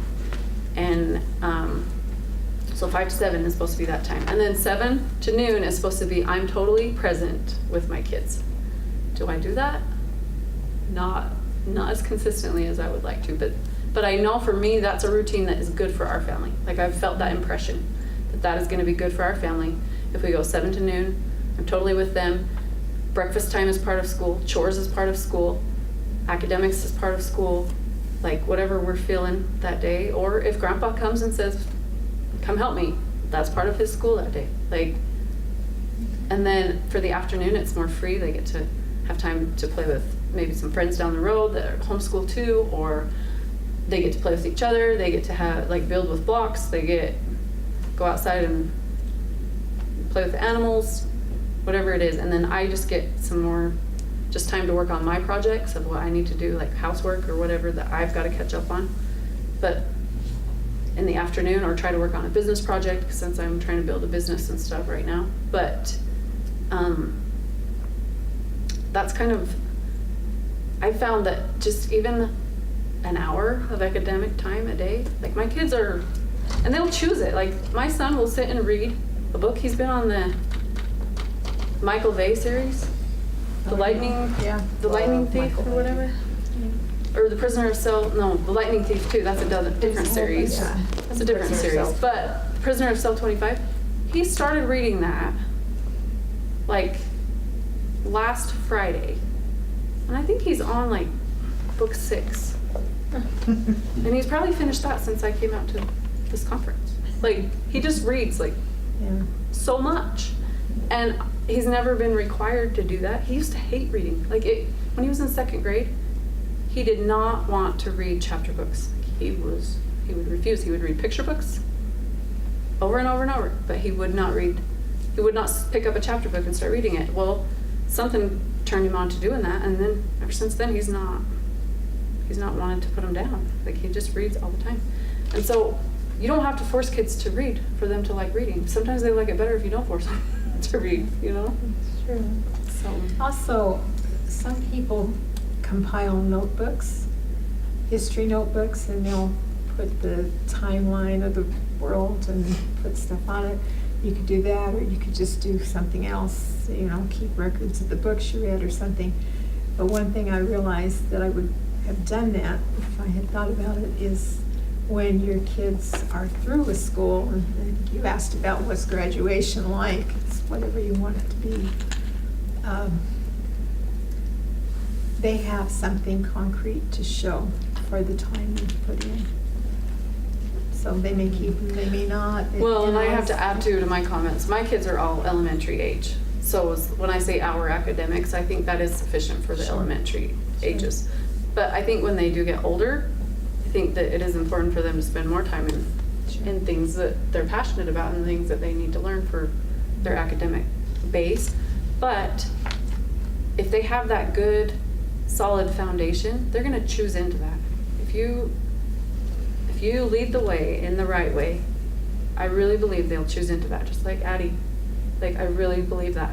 Yeah, that's true. And I haven't seen evidence of it, like, completely in my own family yet, but I just have faith that that is where we're going. Like, And well- especially if they see you getting passionate about learning something. yes, you know. that is Yeah. the key. That's the magic sauce. So do you have a structure for Addie, or did she just kind of does her? So this year, like I said, we're doing Kimber Academy, so we have that 3 days a week.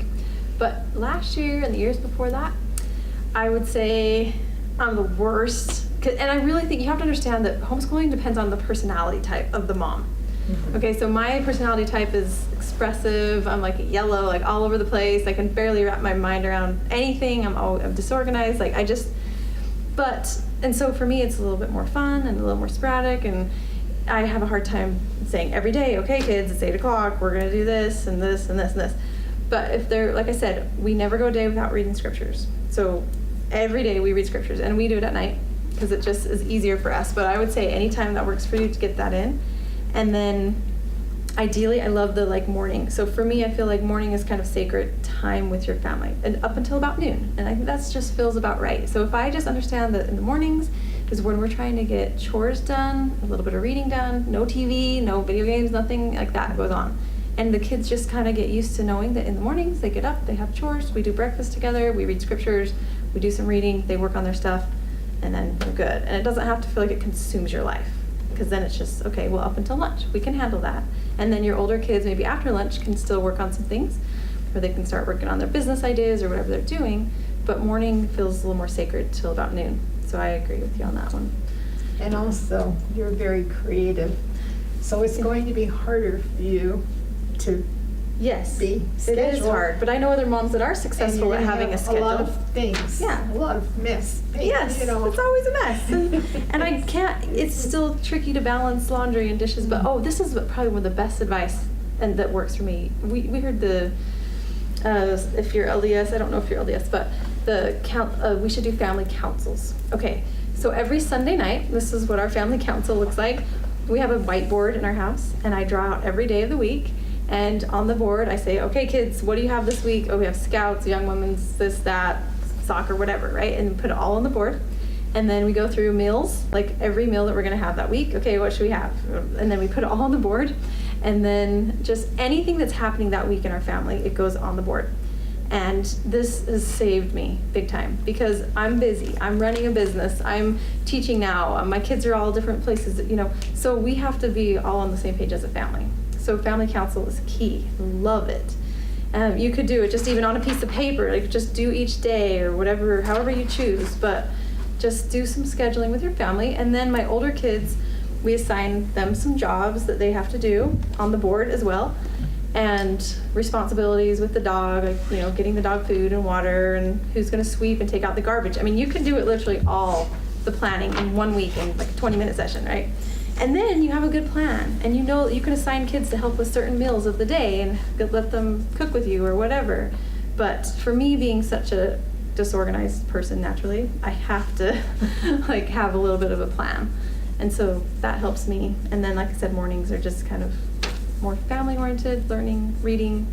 And I love Marlene Peterson. I wish that I knew about Marlene when I was first starting homeschool, because she has already created a system where each month is based on a theme. So you can follow her system. Like she'll cover American explorers or something like that, and then she goes to the next one. And I don't know, they all kind of fit together, but it's beautiful throughout the entire year. So you spend a month in each section, and you're covering all these wonderful things. And she's compiled stories for each section, and they're classical stories, and they're heartwarming stories, and there's poetry. So they're all that good stuff that a mom needs to just teach something.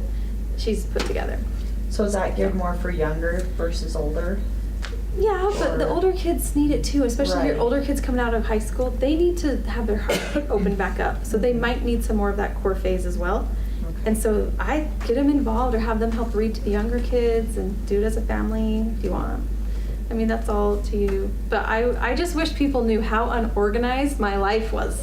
And I think that everyone should feel like they can homeschool because it is crazy and it's never been super consistent. I pray and read scriptures, and I promise you the Lord takes care of the rest. And I mean, there was a time when Addie she didn't write very well and her grammar and everything was bad. But, I mean, not bad, but to the world standards, she was lower. And I had a neighbor who's a professor, she's a retired professor. She asked if Addie could come clean for her. And so Addie came to clean for her. And then she said, oh, I'll just trade for you cleaning and I'll do some grammar with you. And you can come over and I'll teach you some things. I was like, score. So Addie was trading with her cleaning, and she had this tutor who's a college professor teaching her grammar. So, and just little miracles like that, I feel like always happen, and he kind of takes care of the little missing moments if you just kind of trust that he will take care of it. And it's the way it should be. Yeah. And to have it in your own family or among your own friends. And, gosh, what's her name? Susan Eastman Black at BYU, the historian. When her marriage fell apart, I think she had 3 little boys, her neighbor came and said, I will watch your boys while you go to school. oh, And she got her degree and became a great historian, of course. awesome. So I just want to see this turning inward, Mhm. I mean, we have moms who have to work, and we have lots of, well, actually, we did this. My friend's a daycare provider, and she called and she said, this little boy just moved here with his family, and the school doesn't understand him, and he's crying. He's just so upset, and he had whatever it is, one arm didn't work, and so she was so upset about it, and they were being mean to him because they couldn't understand him, and so I just said, bring him over. And so for 2 years, maybe 3, at least 2, we had him at our house 4 days a week, and then she'd take him because on Friday she was daycare provider, and that was the day of the field trip.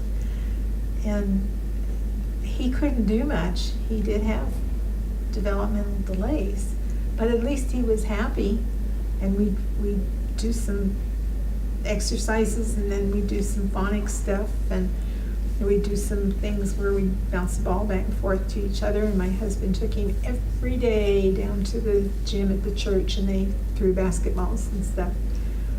And he was happy, and when he got upset with something, I'd say, why don't you go out in the backyard for a few minutes? And he'd just go out and walk around. And I mean, what a difference we were able, and I'm not trying to tout myself, I'm just saying we made such a difference in that boy's life. Yeah. For 2 years. Then after that, his mother, I don't know whatever happened to him. That's very sad. But so anyway, we need to start helping with real things, and there are some mothers who are going to need help. Who can't do it themselves, but we don't want to see their kids in that system. They have enough problems. And another thought that's coming to mind right now is a lot of us think that if we spend time on ourselves as moms, working on our own education, that is somehow taking it away from our kids. That is an absolute lie. Yep. Because you cannot give something that you don't already have. Yep. So if you have the passion for learning, it's a lot better chance your kids are going to have that passion for learning too, and they'll pick up on it. They'll see you, even if they don't do it right away, if they see you with a consistent habit of loving what you're learning, and that you have the initiative to step out there and grab a book that you're feeling drawn to, and you give yourself time to read it, even if it's only 10 minutes a day. If you give yourself that time, and you do what you Talk can. about it. You do what you can to learn, and they see that you're excited about it, and you talk to your husband about what you're learning, and he talks to you about what he's learning, and that example is worth more than hours and hours and hours of you trying to force feed them stuff they're not ready for. And you just made a good point there too, is that the husbands need to be involved setting an example. What happens to people who go to college, and all this is this daily grind of learn something, take a test, learn something, take a test, stay up all night. Then they don't ever pick up a book. And that was my observation, and somewhere in this paperwork that I was pulling out of my files in case we wanted to talk about something. But somebody else said that's an expert, said that after college, they don't read anymore. They don't want, they're done. And that is so sad to me Have because too many years. I love learning. Yeah. And I never gave myself permission to sit and read. Like until about 3 years ago, I did not give myself permission to work on myself. Like it was always about, I've got to help my kids.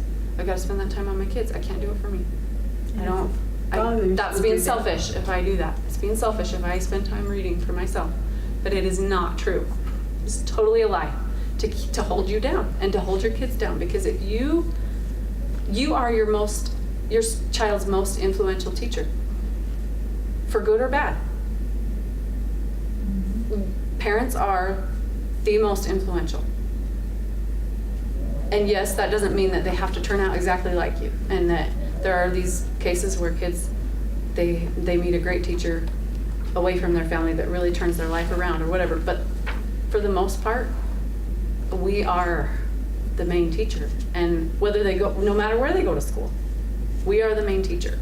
And we just have to realize that if we work on ourselves and if we become a better teacher and we know more and we learn more, that is helping more than anything else we could do. That's helping our kids more, because then you'll be inspired to say, well, this is what I learned in this book. I think this is really cool. What do you think about it? Or what have you been learning in that book? Or I don't know. It's just don't get caught in that trap of, if you spend time, because I had to heal from all my years of beating myself up. I had to heal from that. And I spent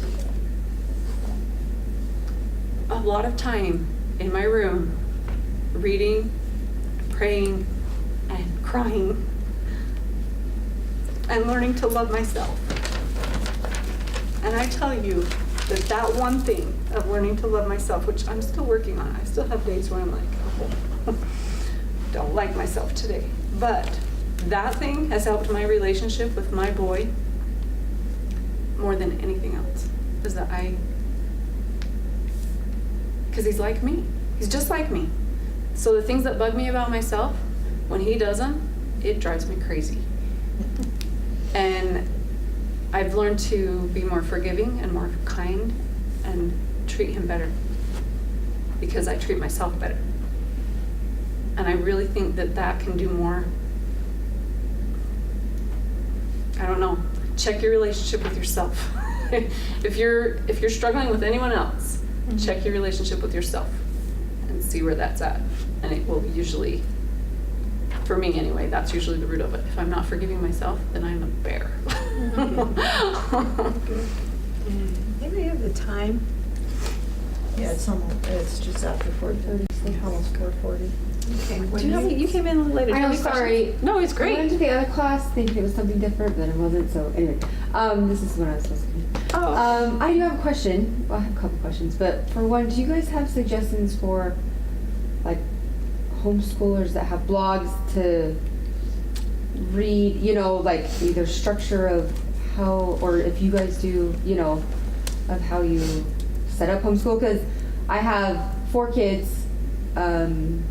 None of them in school yet, and so coming here today has like solidified me wanting to homeschool. So thank you. and I have so many things going on in my mind of like not clear how to even start or what to do. So your kids are young, like? Yes, I have twin boys that are 5 that we did preschool 2 years, held them back. So they would start kindergarten in, next fall. Mm-hmm. And then I have a 4-year-old who would start, well, she misses the deadline by like 10 days.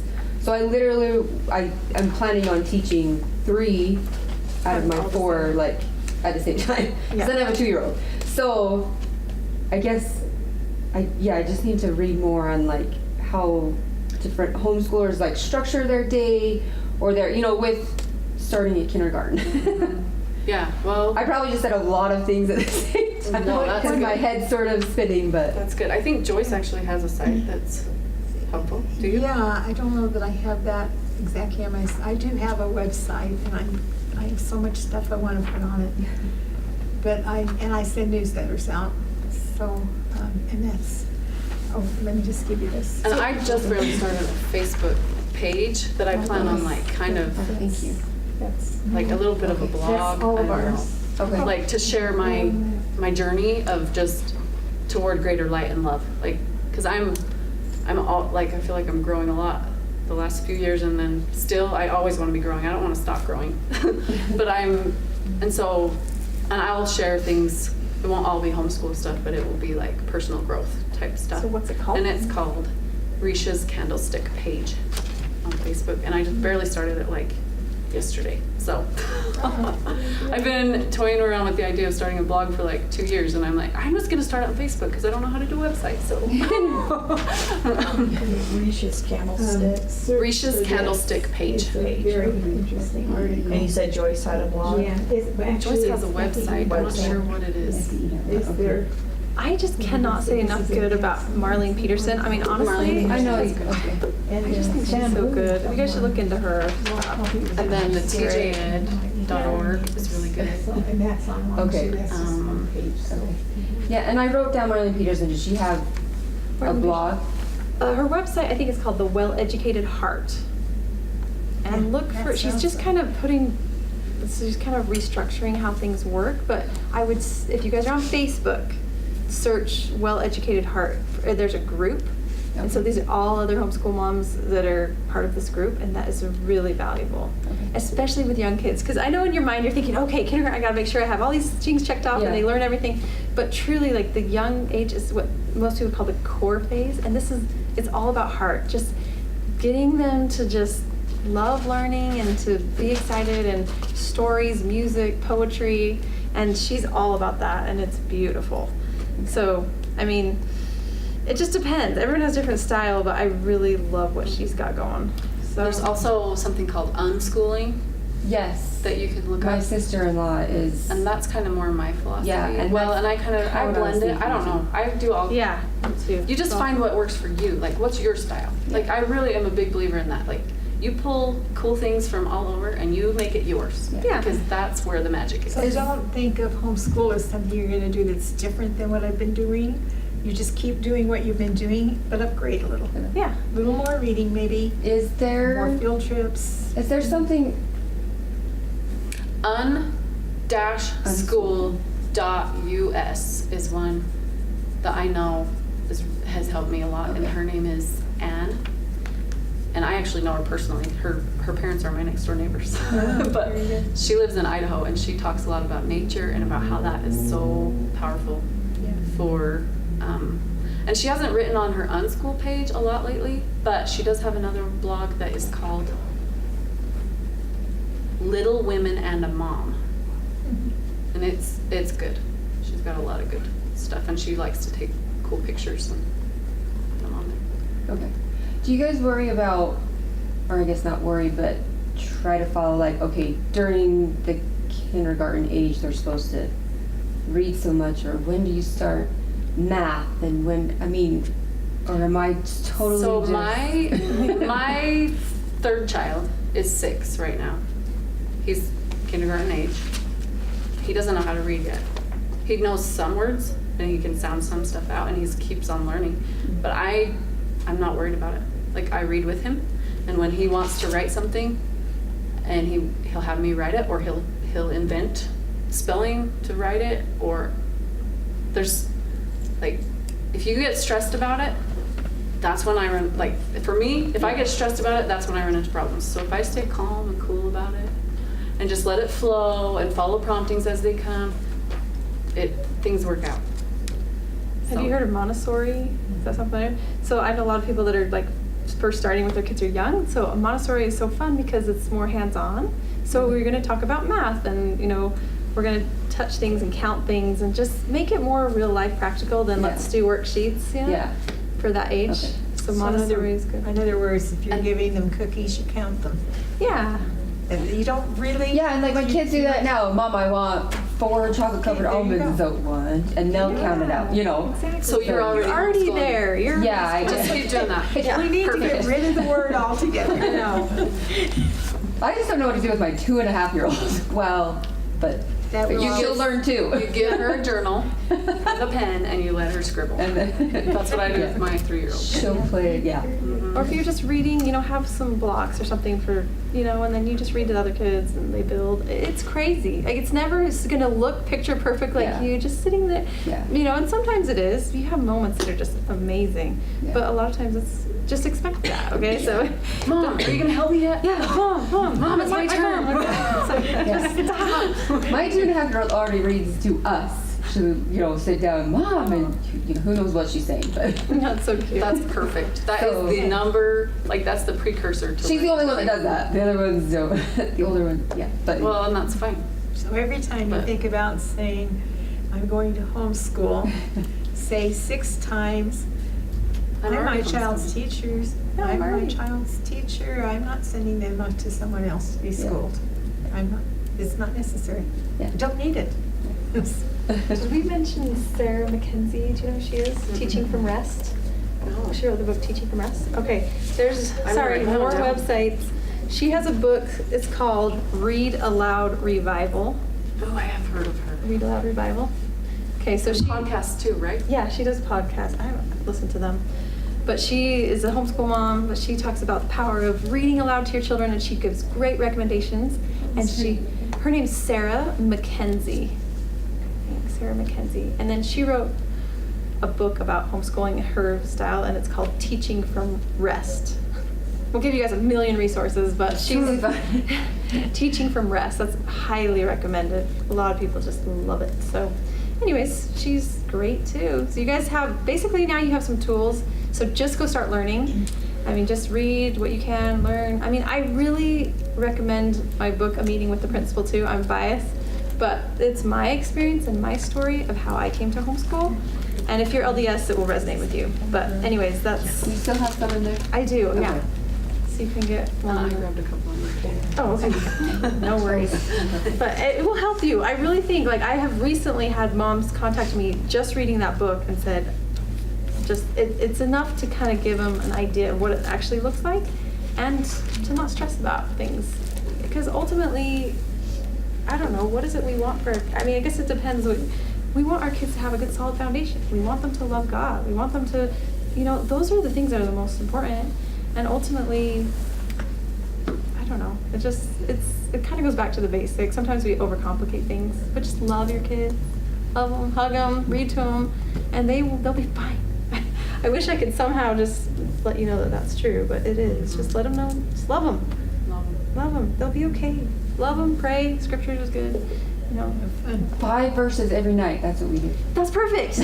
That's all we can get in, and I don't even think they pay attention. But It's okay. It's all about Just a habit is worth Yeah. so much. It's worth so much. Well, and for them, you might want the little picture book.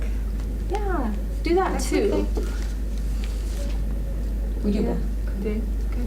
So great. Really, read my book, all of you. If you can't afford to buy it or don't have the money with you, I will give you one. That's how much, because there's only a few of you. Okay. I got cash. Okay. Come get it. Read it. I know it's. And with all these resources, don't get overwhelmed. Yeah. Don't feel like you have to read everything at once. Just follow your heart. Feel what is going to be most valuable for you in your situation, and just start there. And you don't even have to read the whole book. Flip through it.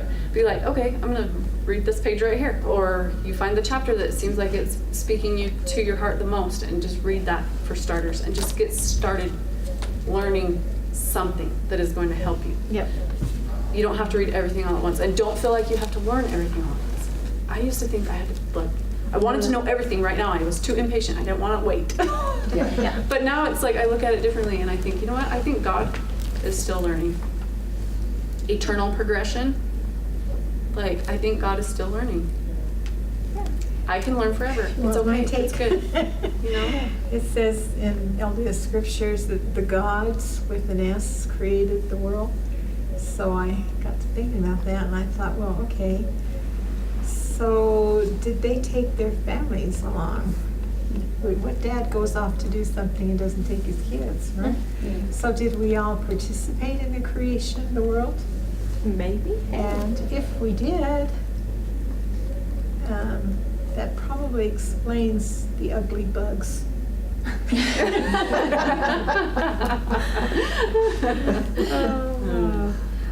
Oh boy. Yeah, there's so many things. I wish I could just spill it out on. I mean, but one thing that, like, gardening is so fun. Start teaching your kids real life skills, cooking.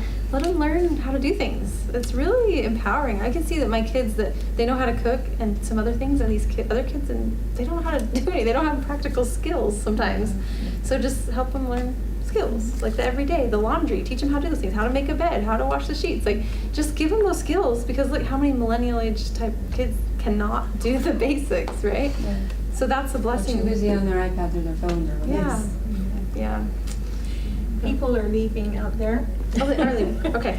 So this has been wonderful, and I'm just so glad that I have you guys here. That we It's just so connected. nice. It's Yes. fun to meet new friends. Wonderful. So if you have questions, call them.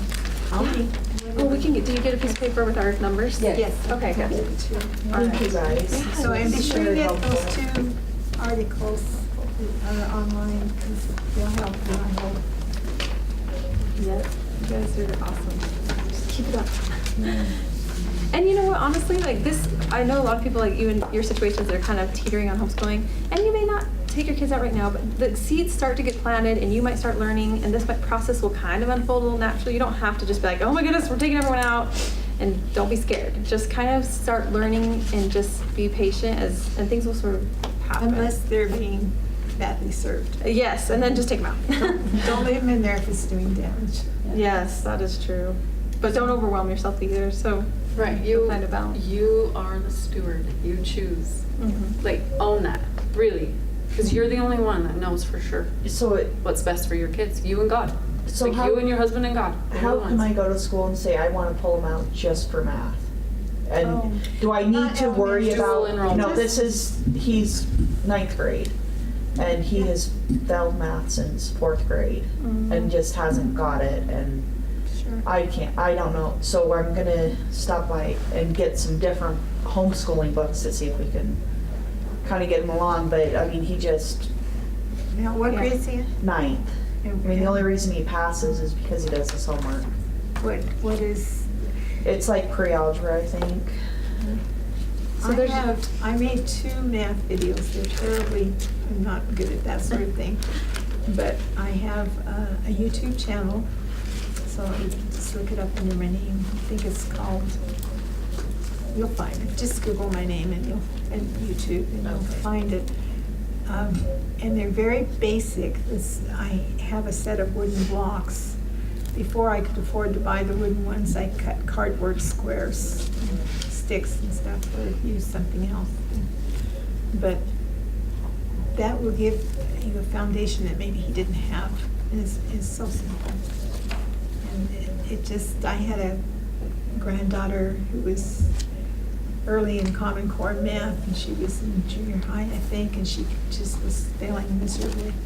So I had her come over, and I just got my blocks out, and I played bank with her. I said, okay, I'm gonna write you a check for your whatever, and, you know, it's just on a scrap of paper, and then I said, now here's your bill for your car payment, here's your rent, and she would just manipulate the blocks around like money.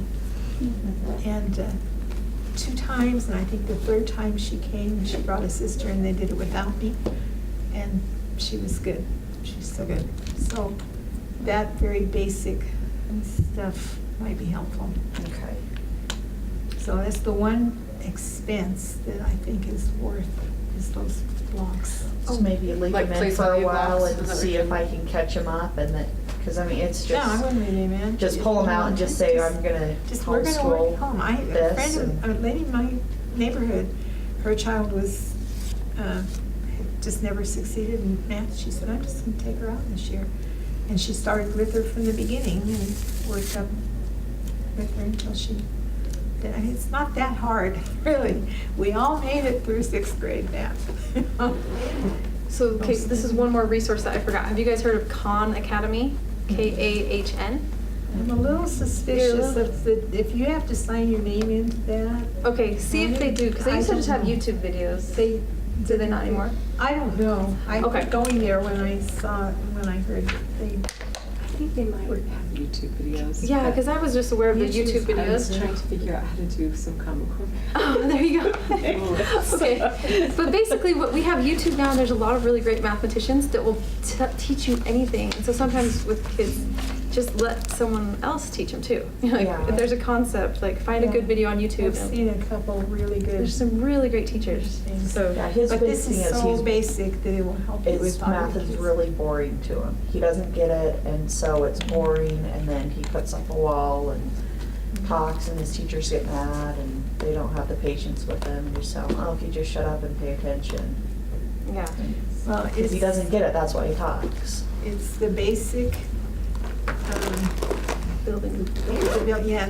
well, you know, the ones, the tens, the hundreds, that sort of thing. When they understand that, things kind of fall into place.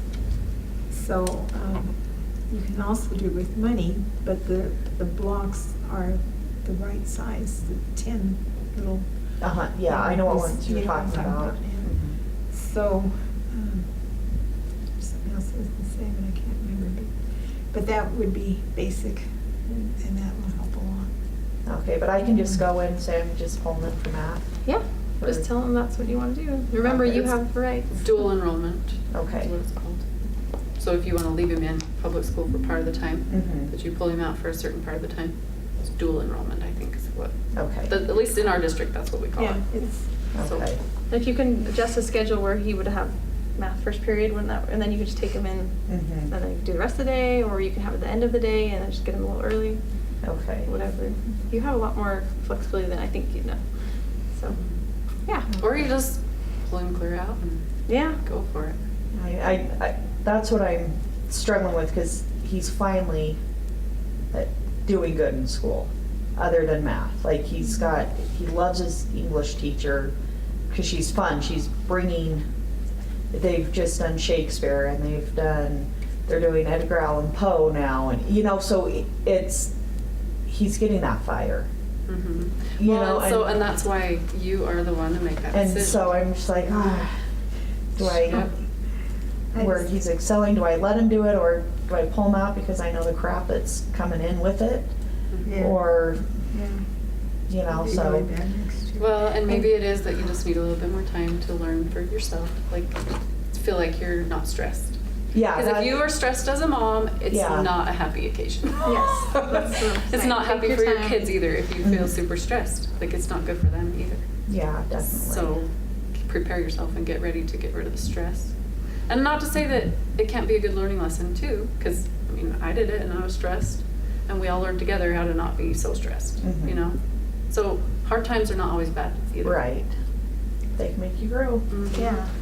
What do you say to the people that are like, why are you homeschooling? They think you're like crazy. I wish we could come up with a different word. I know. It's limiting, I don't. It is limiting, huh? Not that I mean, whatever they think is fine, I'm doing it because I want to be the one to educate my children and not the government. Yeah.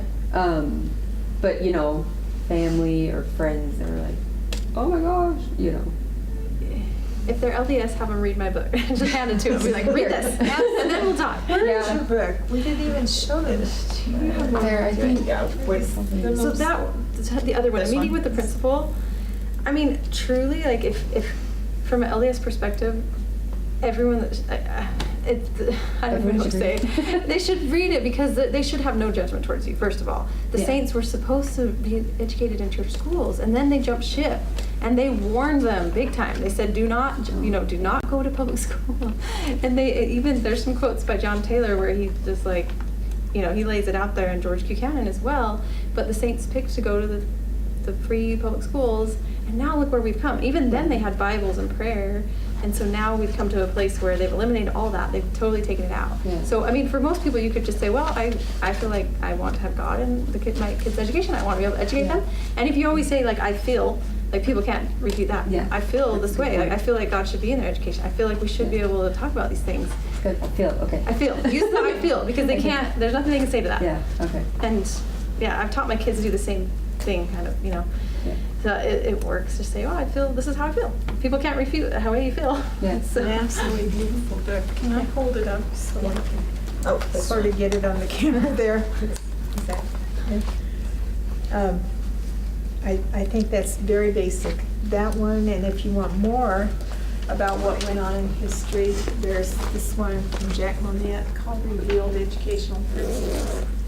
And it's all about how the general authorities of the LDS Church tried to keep kids in school.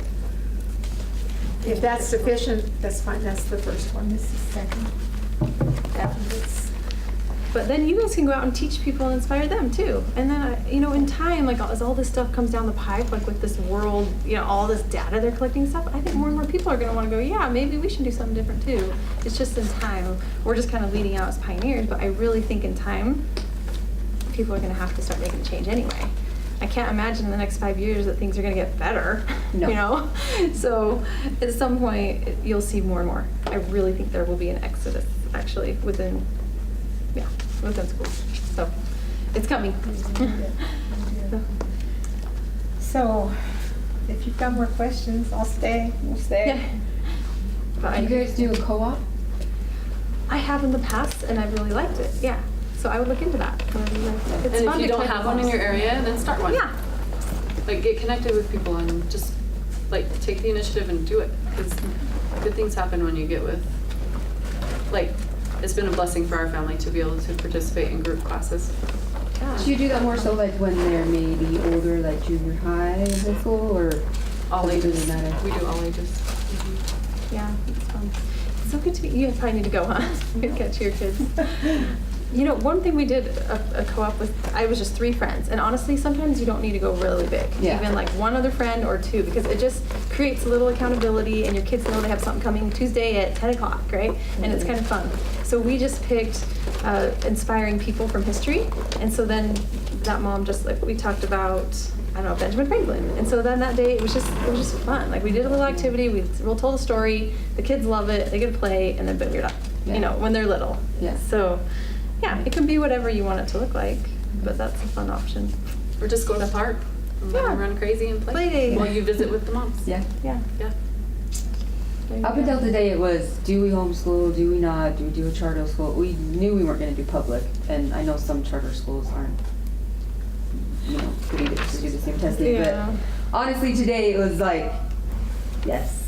So This is what- now I can focus on preparing to do that. So. Yeah, that's fun. Now all the possibilities open up. Start researching. Go read Yeah. about Marlene Peterson. Read Yeah. my book. Just Yeah. start reading and learning, and you'll be directed.